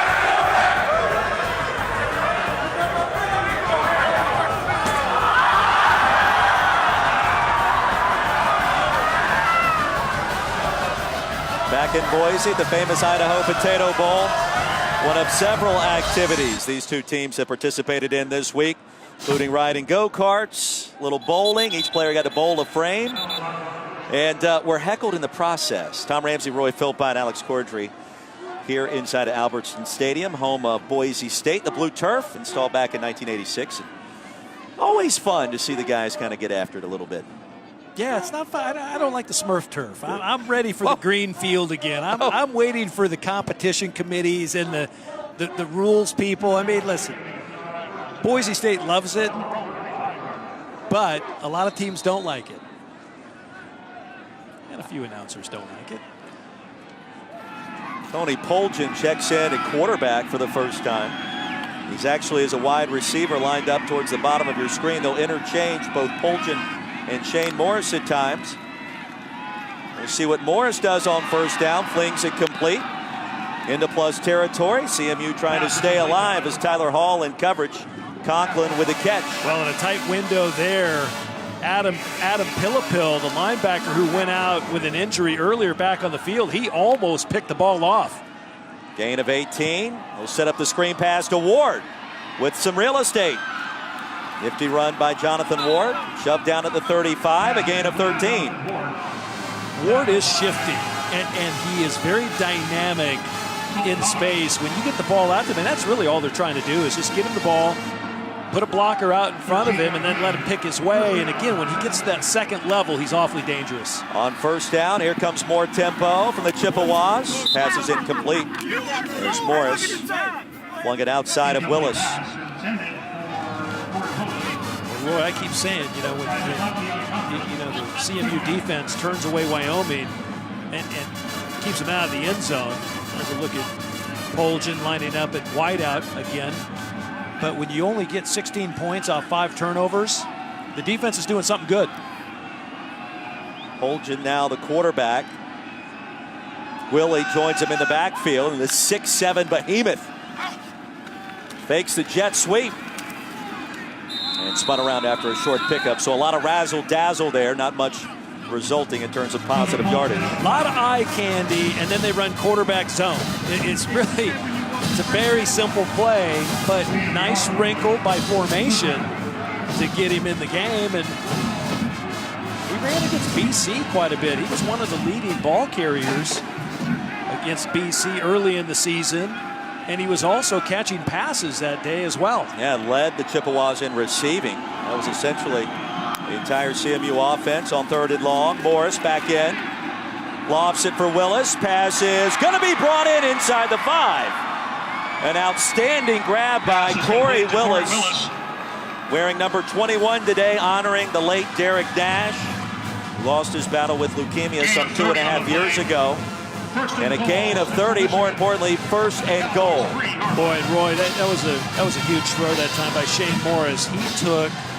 He took a shot as he threw the ball, and he was able to get the ball out, and Willis just making a great play when the ball was in the air. Only touchdown coming on a wheel route way back in the 1st quarter. Morris will roll out the pocket, and nothing doing. Sails it incomplete. Smart throw by Shane Morris. We talked about his toughness, talked about him standing in the pocket. And watch Morris as he delivered this pass a play ago. I mean, he gets drilled by 2 players, and those aren't little guys. Josiah Hall, about 250 pounds. Man, that throw was right on the mark. 7th play of the drive. 2nd and goal from inside the 5 for CMU. Ward straight ahead. Ward nearly lost control, reaches across the goal line for the score. And don't go anywhere just yet here in Boise. CMU, the comeback kids, still with an opportunity. Great individual effort that time by Jonathan Ward, and I thought he almost coughed the ball up. Johanna Gaffon drills him right at the line of scrimmage, the big tackle, number 93. He just lays the wood to him, and the ball almost came out. And then Ward somehow, miraculously, stuck the ball over across the plane. Both side judges calling touchdown. Shouldn't be any question on that if there's a replay. And Chips line up for the extra point. Michael Armstrong connects on the PAT, 65 yards in just 7 plays, and we got a ball game, a 2-possession ball game at that. 3:08 remaining here in our 3rd quarter in the famous Idaho Potato Bowl, and the Chippewas still alive.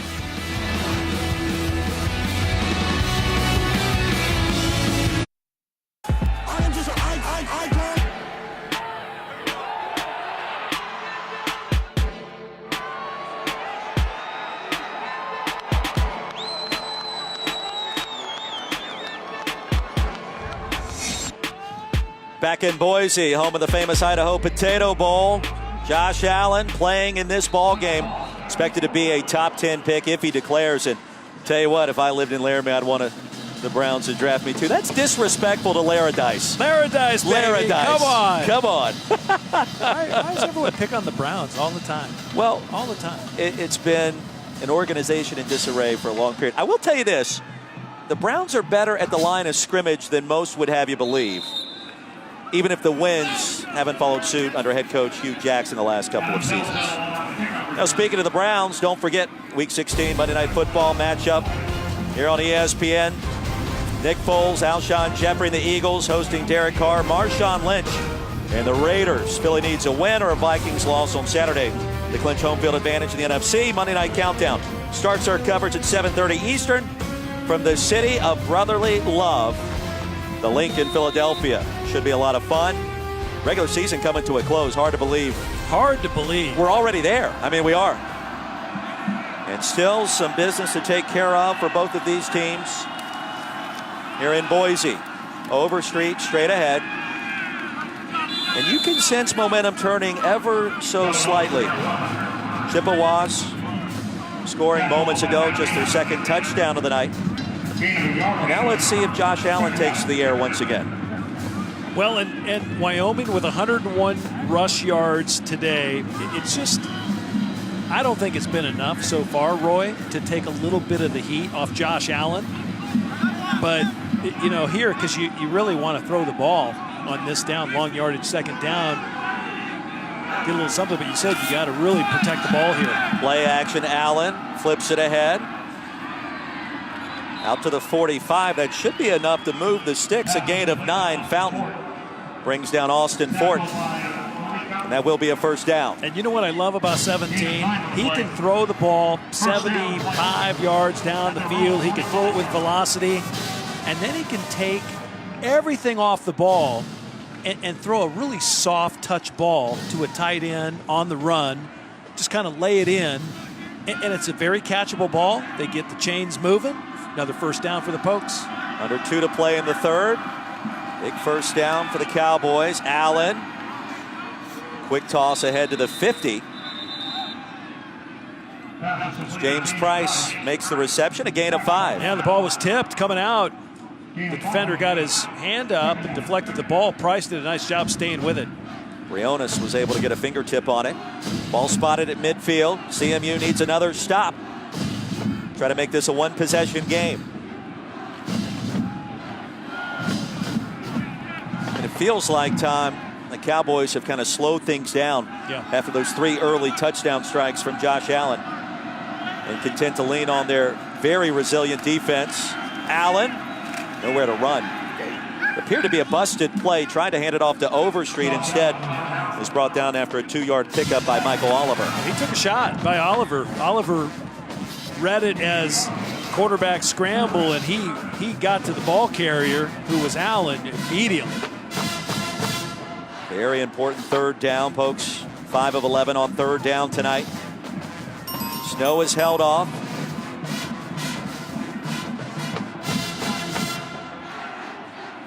As time winds down. From the shotgun, Allen surveys. Flushed, Allen. Can he get to the edge? He cannot, and he tripped up, and the blue turf monster got him that time. And you saw him banging his fist right there at the 50. He knows he probably should have had the first down, Tom. Well, he broke contain, Roy. He ended up somehow sneaking out of a bad situation. The pocket just breaks down immediately. And as he escapes, he sees where he needs to go. And sure enough, he said it, the turf monster tripped him up. Wyoming having punted away. So the 4th punt of the afternoon coming up for Wyoming. Wyoming Cowboys 30. When we begin our 4th quarter here in Boise. Cowboys in control, but CMU, they've been the comeback kids this season. Do they have one more in store? Now we're about to find out. The home of the famous Idaho Potato Bowl. 4th quarter coming up.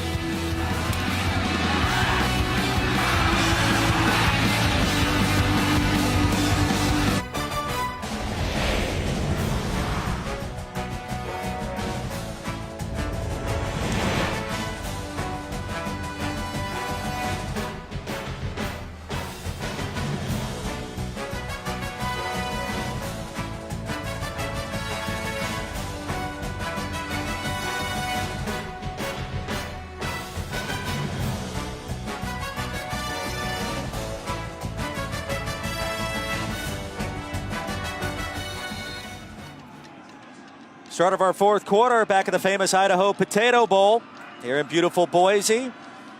Snow-capped hills. Zaleski on fourth down will punt it to CMU inside the 10. 41-yard boot. Tom Ramsey, Roy Philpott, Alex Cordry. It's great to have you with us. The holidays quickly approaching. Perhaps some more fireworks in store for our viewers tonight. Well, Dick Enberg passing away, the CMU alum. We learned the news yesterday. Devastating news for one of the all-time great broadcasters. Actually gave the commencement speech at CMU back in 1980. And a lot of folks surrounding the Central Michigan program remember him fondly as he's given back to the university in so many different ways over the years.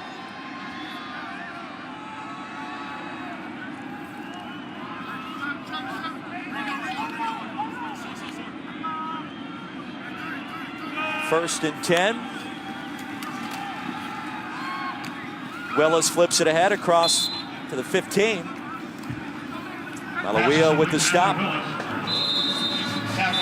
Now celebrating the life of the late Dick Enberg. Passed away at the age of 82. We found out the news last night. The trademark phrase in his broadcasting career, "Oh my," still resonates to this day and will forever for one of the all-time greats, called Super Bowls, World Series, and so many big games over the years, not to mention Wimbledon, the Masters, the U.S. Open, Tom, and it's one of many reasons all of us got into broadcasting. Rico Gafford, injured on the field for the Cowboys. Some of his memorable games going all the way back to the late 1960s, and I know he called one of your Rose Bowls, did he not? I was going to say, he worked some Rose Bowls too. He worked the Rose Bowl, 83 Rose Bowl, UCLA beating Michigan, and I remember just what what a kind and caring gentleman he was.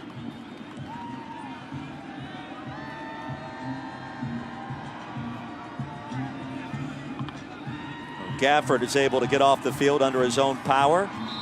Good sign for the Cowboys. CMU trying to complete another comeback. Tom Ramsey, Alex Cordry, Roy Philpott. It's been a great week here at the famous Idaho Potato Bowl.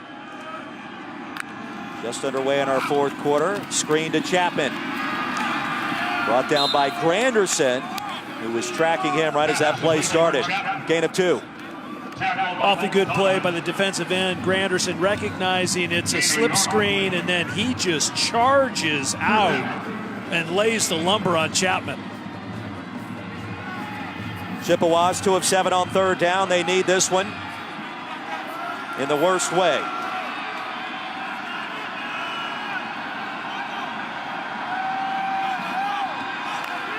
Willis in motion. Morris will roll the pocket. And Morris, shoved backwards, floats it out of bounds. And a flag at the 26 as Granderson applied some heat.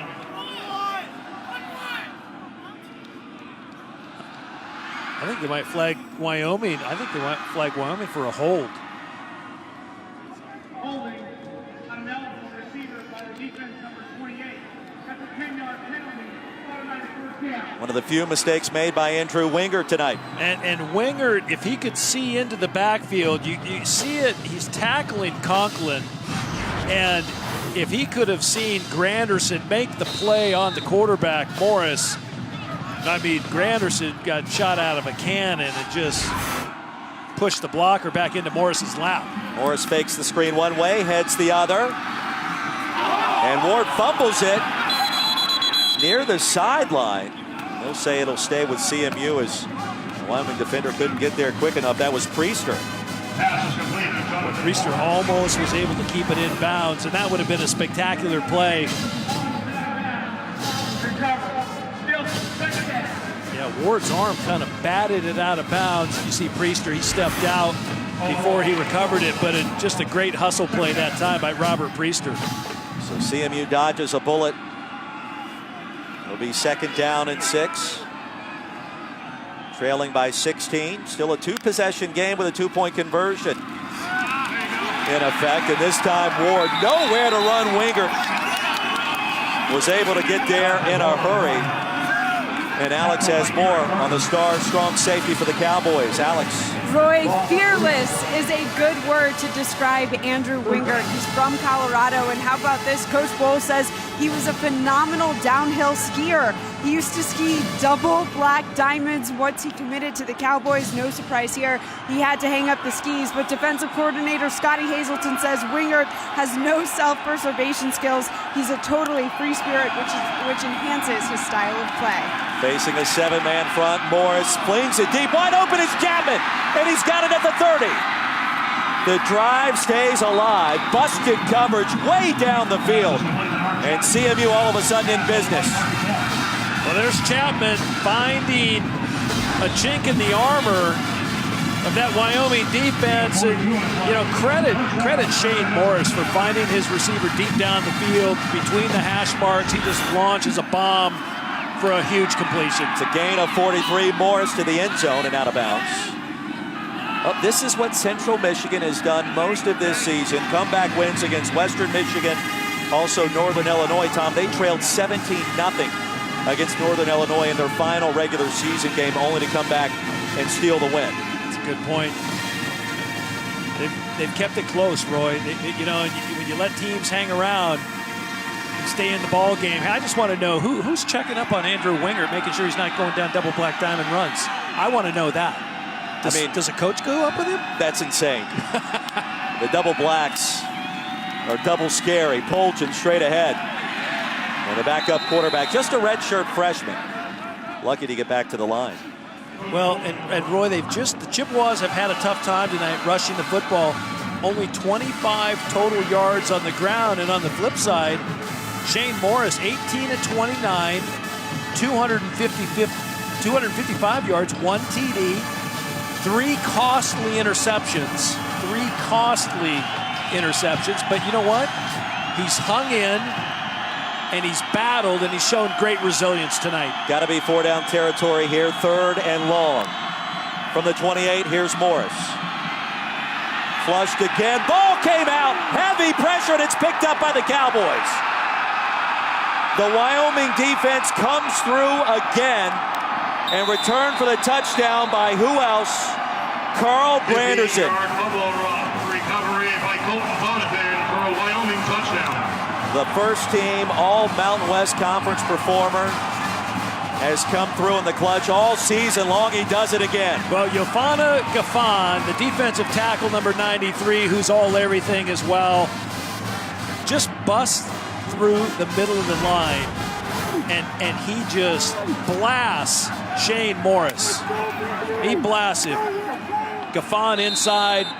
They run a little stunt, runs a little TE, and he comes around and really takes the place of Granderson, and then Granderson just keeps chugging, picks up the loose ball, and runs 58 yards for the score. Carl Granderson was a wide receiver in high school. He weighed about 180 pounds, soaking wet. Cowboys took a chance, brought him in. He's added about 75 pounds of good weight. And off to the races. Another turnover as the Pokes cash in yet again.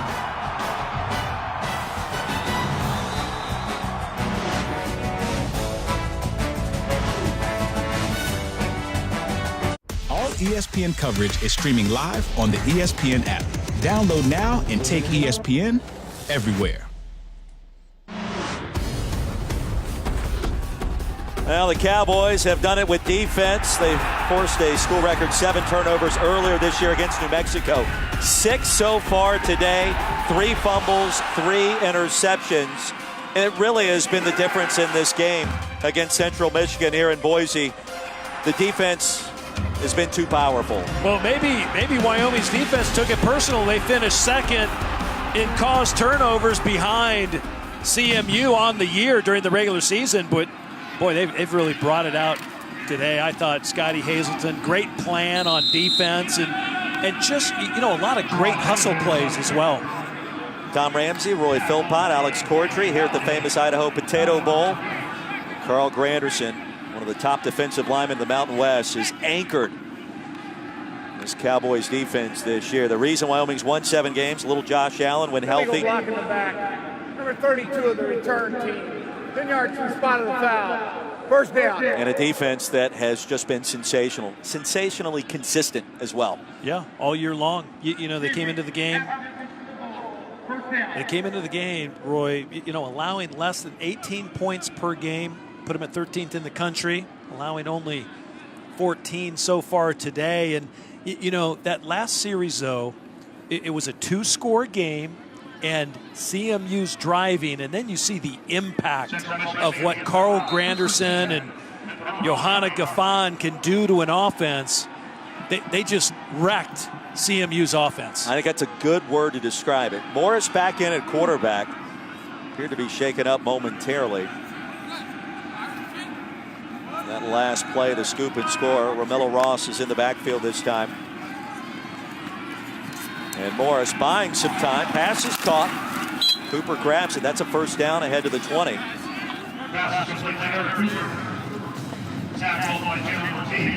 So 11 minutes remaining. Snow is coming down. And the Cowboys ready to celebrate what they hope will be their 8th win of the season. CMU needs a lot of help in a hurry.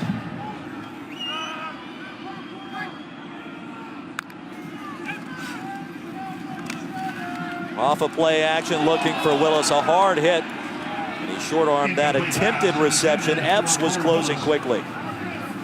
The temperature has dropped, making it a little more difficult just to throw and catch. Wyoming, though, they have been tough. They are continuing to just send pressure at Shane Morris. He hasn't had an easy throw yet today. You used a great word to describe the Cowboys secondary earlier this year, and I think the word you used was sticky. These guys, they're just all over you in guarding your receivers and tight ends. And tonight, I think they've been that again.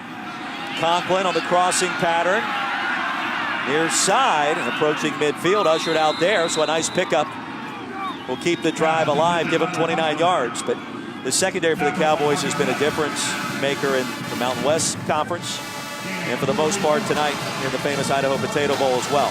Well, in that time, Shane Morris had some time to throw. Conklin came across the entire formation on a crossing route, and nice throw and catch. But yeah, there's tight windows. Deep ball incomplete, and Willis in the area. Epps was tracking that one down like he was the intended target. Well, I was giving Scotty Hazelton a hard time because, in their program and all their literature, they say, oh, yeah, you were a Tampa 2 team. Well, he might have played like 3 snaps at Tampa 2 the whole season, because I'm like, listen, coach, I'm watching film. You're in like man free. You're in some match. You're in some different, zone blitz schemes. I never see you play Tampa 2. He started laughing. He goes, well, we'll run a snap or 2 of it at least. Just to give him the look, that was Gafford that nearly picked it off. Meanwhile, Ross stacked up at the 50. And nowhere to run. Josiah Hall create a tackle for loss on that play. They lose a yard. It's kind of scary, too. Wyoming's, they're a pretty young team. And I do think they have to find someone to replace Josh Allen. That's going to be the biggest void of maybe one of 3 or 4 teams in the FBS level, finding guys that replace those number 1 draftable quarterbacks. There's going to be a few of them. Chippewas 3 of 9 on 3rd down. Morris pressured. Granderson got there after the scoop and score moments ago. Another sack for big number 91. He's got nearly 10 this year. Well, and what makes Granderson so good, he's long, he's fast, and he just has a motor that just keeps coming, right? A relentless pursuit to the quarterback. And right there, you just see him just keep driving. Great leg drive, great angle. He's able to get around the tackle and then make the hit on Morris. The 10th tackle for loss tonight for the Cowboys defense. Sheldon gets it away.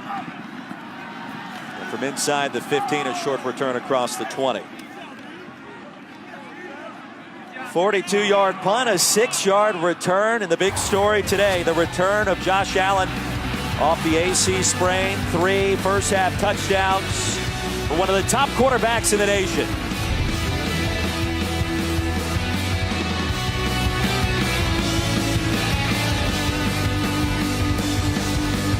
From ABC and ESPN share the incredible gift of sport on Christmas Day. A wonderful time of year for so many different sports here on the ESPN networks. And back in Boise, the snow is coming down, and the Cowboys getting ready to celebrate what appears to be their 8th win this season, 37-14, the lead over Central Michigan. Here at the famous Idaho Potato Bowl, Tom Ramsey, Alex Cordry, and Roy Philpott on hand. We hope you've enjoyed it. More bowl games headed your way the rest of this weekend. First down handoff. Straight ahead for a gain of 2. So I ask you this, Mr. Quarterback Expert. Game appears to be in hand. Josh Allen's going to be a top prospect next April's draft, we believe, if he declares, and we expect him to. Why put him back out there with 8.5 minutes left when you feel like you're going to win the game, or is it not over? Why not? Hey, the best is yet to come. I want to see him play. I love watching him play. Well, we know he wants to be on the field, but he's also you bet got an NFL future to think about as well. At 6'5", 240, and a cannon for a right arm. Handoff over Street after a 2-yard gain, stacked up at the line. Well, and you bring up a good point, Roy. I think, did his stock go up today? Did it go down? I think, without question, it went up. It went way up. Yeah, his competitive desire, and we talked to Coach Bowl yesterday, but I talked to him again on the field, and I said, Coach, I'm just so happy he's playing for you. He said, Tom, I mean, it just shows what a competitive player he is, what a great teammate he is, and that's what the scouts want to know. They called it a mutual decision for Allen to play in this game, and Coach Bowl told us in a very emotional way, I wanted to coach Josh Allen one more game, and that's all we really needed to hear and understand on how much the player has meant to Wyoming football and how much Craig Bowl thinks of his star quarterback. It was powerful. Well, and you got to remember, the man who knows is Coach Bowl, because remember, he developed and graduated Carson Wentz, and these two are very comparable, these two quarterbacks. Flushed out of the pocket, pass is ruled incomplete. A diving attempt out of bounds. Conway tried to drag his left foot on the blue turf, but could not do it, and it'll bring up 4th down. Boy, and it was close, too. He was racing left. We've seen Josh Allen. We know what he can do when he rolls right, but when he rolls left, again, the ball comes out, and it comes out with great spin, great velocity. And, I thought it was close. I mean, it's great to see the snow coming down, too. He can throw in the elements, too, can't he? And that's important at the next level. If you go to Cleveland or somewhere else. New England. Perhaps. You got it. All paths go through New England. But I think tonight, Josh Allen has been the rising star we expected.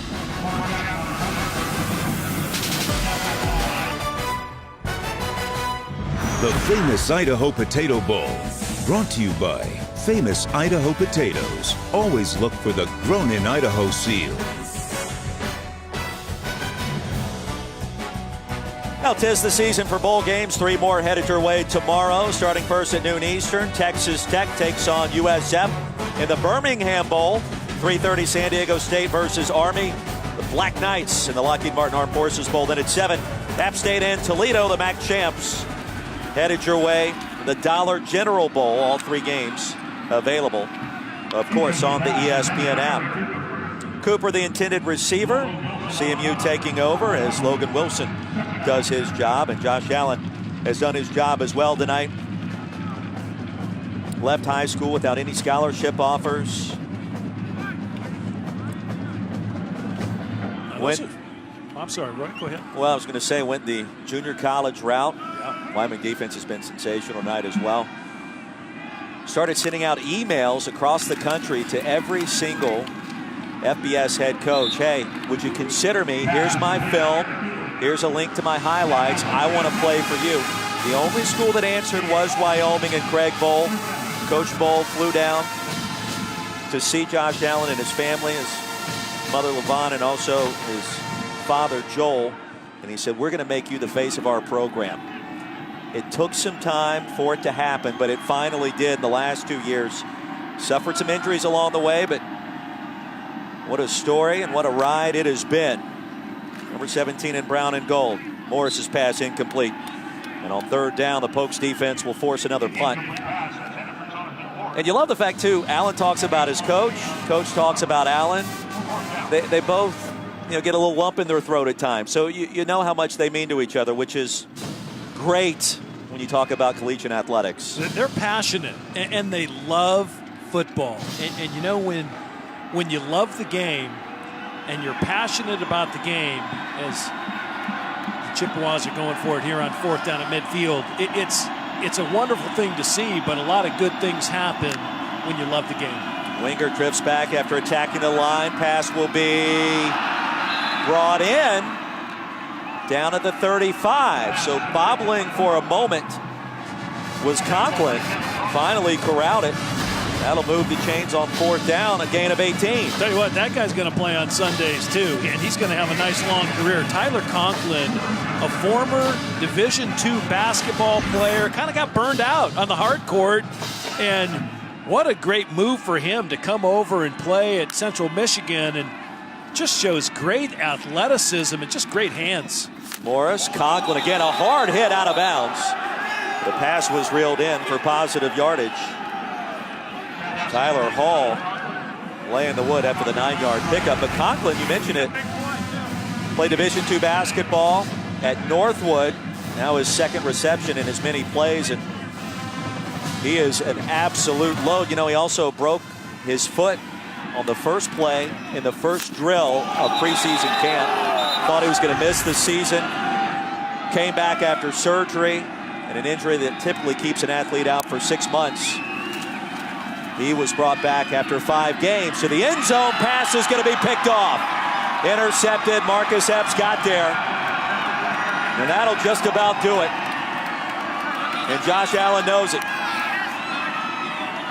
Boy, again, the defense with their 7th turnover of the game. That's their 4th interception. Marcus Epps playing center field, just making a great play on the ball. The ball got away again from Shane Morris, thrown into double coverage there, going to Chapman, the other playmaker. And, listen, it's been Wyoming's defense and Josh Allen tonight for the Pokes.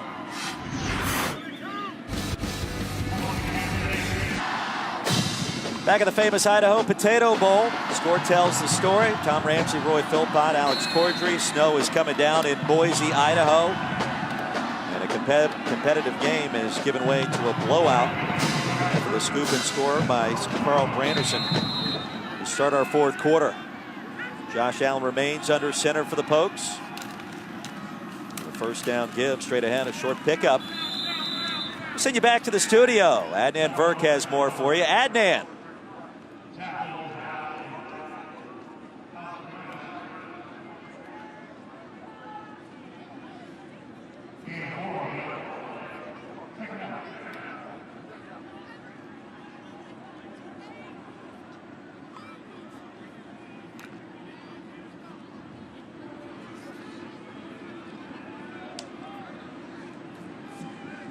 Thank you very much, my friend. Trae Young has been beyond dynamic for the Sooners thus far. He's got a little Steph Curry in him. Unlimited range. Likes to attack the rim. Undersized, but has been sensational. Meanwhile, the Rockets are focused on Golden State. Now, don't forget, New Year's Day, we'll have the college football playoff semifinals right here on ESPN. Number 3, Georgia. Second-ranked Oklahoma start things off in the Rose Bowl at 5 o'clock Eastern, 2 Pacific. That's live from Pasadena. The number 4 Alabama, top-ranked Clemson from the All-State Sugar Bowl in New Orleans. Both games also streaming live on the ESPN app. The trilogy between the Tigers and Crimson Tide. And how about Georgia's defense against Baker Mayfield? We got a lot of sellable components of both of those games. Oh, great matchups. Yeah. But, Baker Mayfield, whether you like him or you don't like him, and I've been hot and cold on him. I think he's a spectacular college football player. I'm really curious how his ability to just extend plays transcends to the next level, and it will. I just don't know. Right now it's in no particular order of the top three, Josh Allen, Josh Rosen, and Sam Darnold. And I think all those three players are interchangeable within the top 5 picks of the NFL draft. If I was choosing those three, I would pick Josh Allen. Josh Allen would be my first pick. Then it's really Baker Mayfield and then Mason Rudolph. Those 5 players are really top players. Surprise Allen still on the field. Backside pressure there. Yields a 4th down, and that may be the last pass we see Josh Allen throw in a Cowboys uniform. But, hey, give him credit. He wants to play with his brothers. He's done it tonight. And he's done it at a high level, especially in the first 2 quarters. Well, that was important to him. And they had a rocky start early this season. And again, not having the weapons offensively. Lost, of course, Jake Hollister now with the Patriots. Tanner Gentry with the Bears. Brian Hill with the Cincinnati Bengals.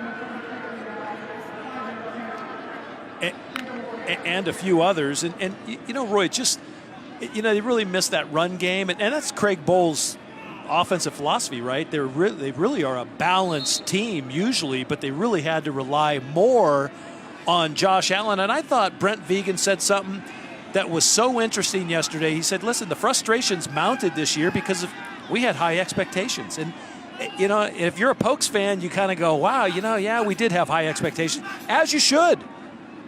Coming off a division championship last year, Zaleski gets it away. Chapman from his 46. And a nice move, ushered out short of the 45, but in plus territory. It's a 9-yard return on a 34-yard punt. Time winding down here. The famous Idaho Potato Bowl. Well, and I credit Wyoming AD Tom Berman for locking up Craig Bohl through 2023. He fits Wyoming.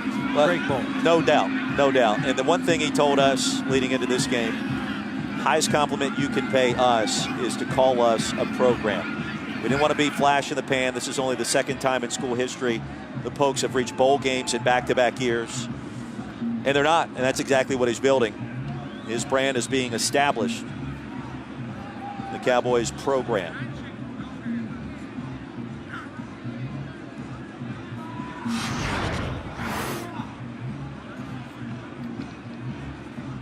Can't really see what happens here. We'll try and really kind of just can't tell exactly what happened there. It appeared to be, I thought it was a legal play. I don't know if Coach Bohl thought differently, but there's definitely some discussion down there on the field with one of the injured players. I want to make sure we understand who is injured as well. 23 for the Pokes. Blue turf is hard. That's something that these Wyoming players talked with us about this week. It's one thing to be a different color, but the actual turf itself doesn't have a lot of bounce to it like a lot of other artificial surfaces do.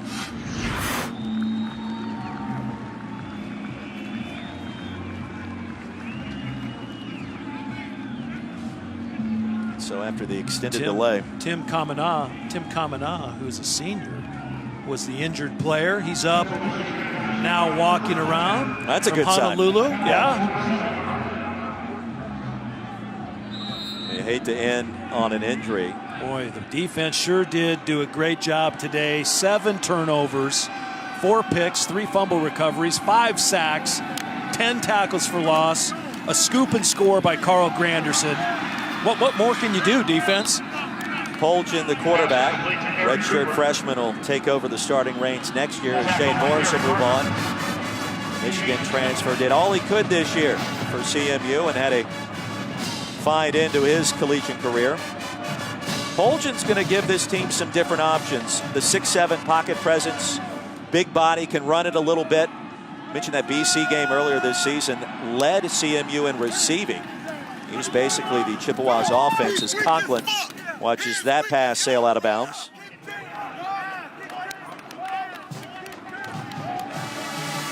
Now, fans, make sure you tune in to ESPN3 for the postgame trophy ceremony presented by Capital One. That comes up as soon as we are done.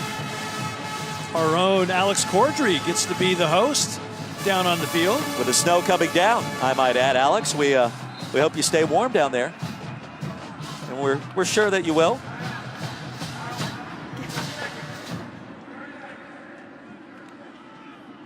The Cowboys call a timeout. 4:21 remaining. 3rd and 3 coming up. And I love the bold commentary you gave us, and you've said it now twice. If you had the #1 pick, if you were potentially the Cleveland Browns, you need a quarterback. Sean Kaiser's done a nice job, but if you had the #1 pick, you're taking Allen, as in Josh Allen, over Josh Rosen, Sam Darnold, Baker Mayfield, or anyone else. I am, and a big reason, Roy, I'm picking up is the elements are starting to come into this game, right? And if we were here another hour or two, let's say the game was kicking off right now, you might have a couple inches of snow on the ground. I know Josh Allen, he's played in snow games. He's played in windy games. He's played in rainy games. He has survived the elements. And not that, Rosen and Darnold out on the left coast have not played in those kinds of elements, but they haven't seen it much. It matters. And it does matter, especially when you're watching the NFL Patriots and Steelers get after it last Sunday, and it's cold and it's sleeting. Well, it's and playoff it's rain, football, and right? It's playoff football. Yeah. And you got to make plays in inclement weather.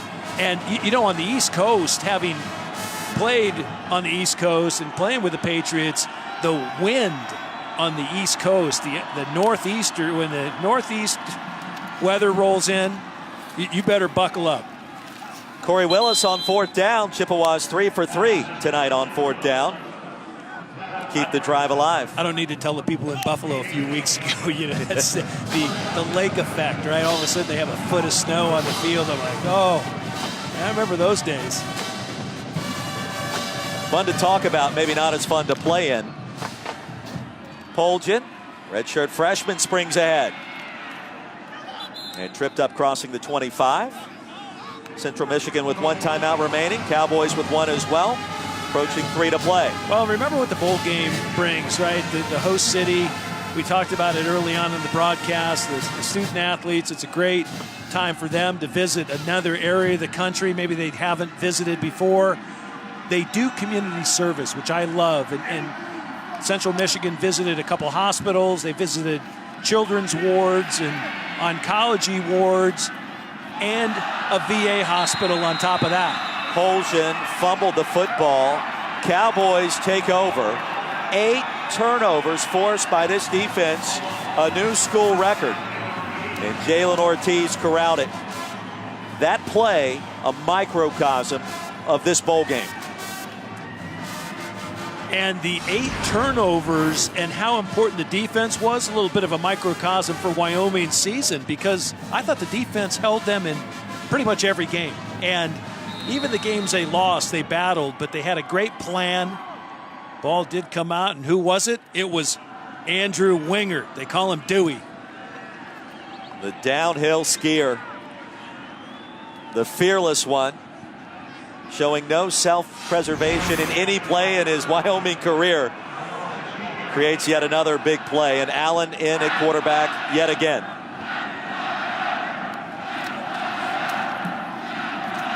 The Cowboys fans making their presence felt.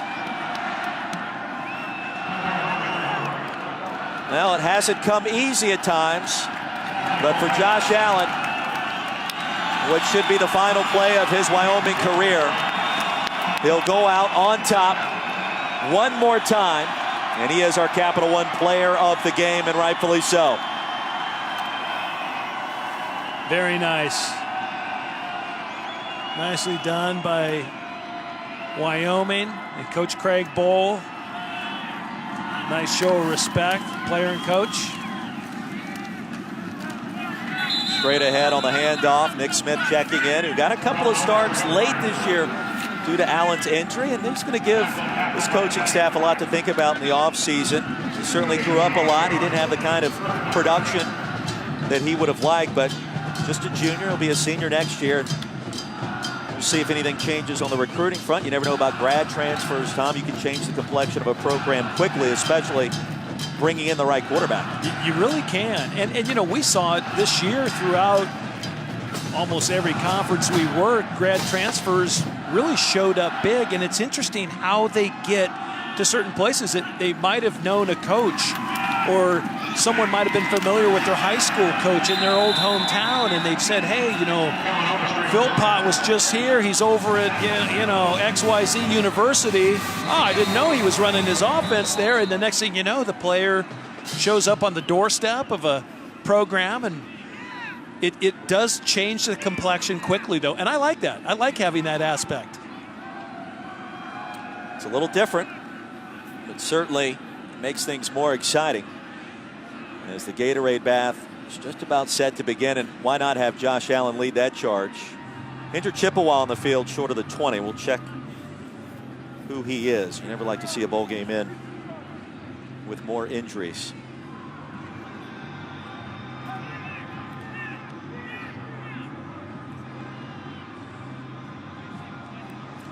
Well, Sports Center headed your way later tonight after the Warriors-Lakers on ESPN. Rachel Nichols will talk to Steph Curry and also Kevin Durant about their quest for another championship, plus injuries, ejections, and their relationship. Also, the Rockets try to continue a new winning streak against the Clippers. They'll do it without Chris Paul. And the latest on Josh Allen as Mel Kiper Jr. weighs in on his performance here tonight. Michael Steinhauer, the injured Chippewas, he's helped off the field.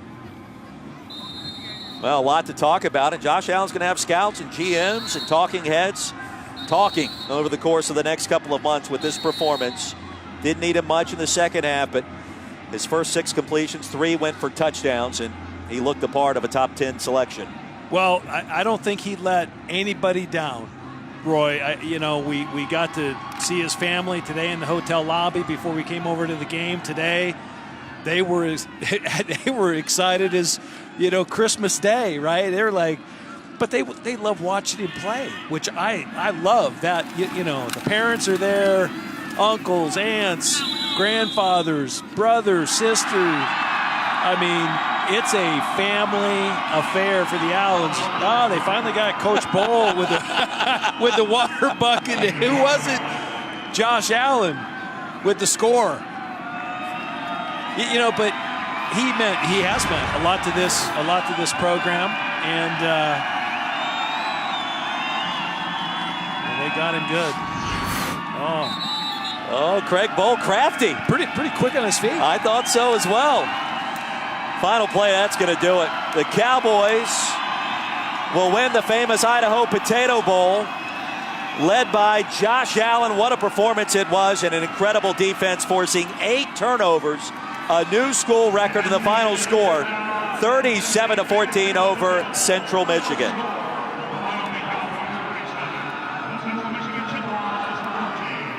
Hey, Josh.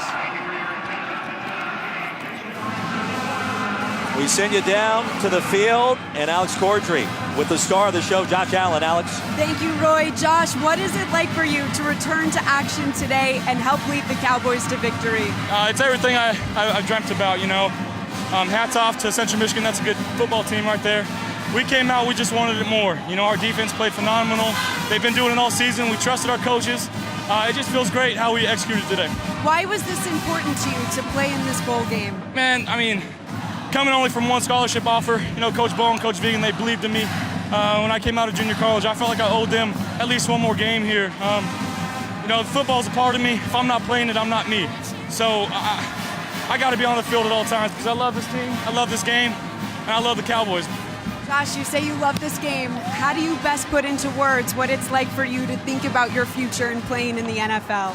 It's like I said, I've dreamt about it. Hey, good job, 83. I've dreamt about it ever since I was a little kid, being an NFL quarterback. I guess I should have let him. Oh, shit. Dreamt about it ever since I was a little kid. I'm sorry for profanity, but it's an awesome feeling. We're so close, but I want to enjoy this with my guys right now. Josh, thank you so much. Thank you, Alex. Guys. Alex, thank you very much. An emotional Josh Allen celebrating the bowl victory here in Boise. The final score 37-14. We thought he was a top 10 pick.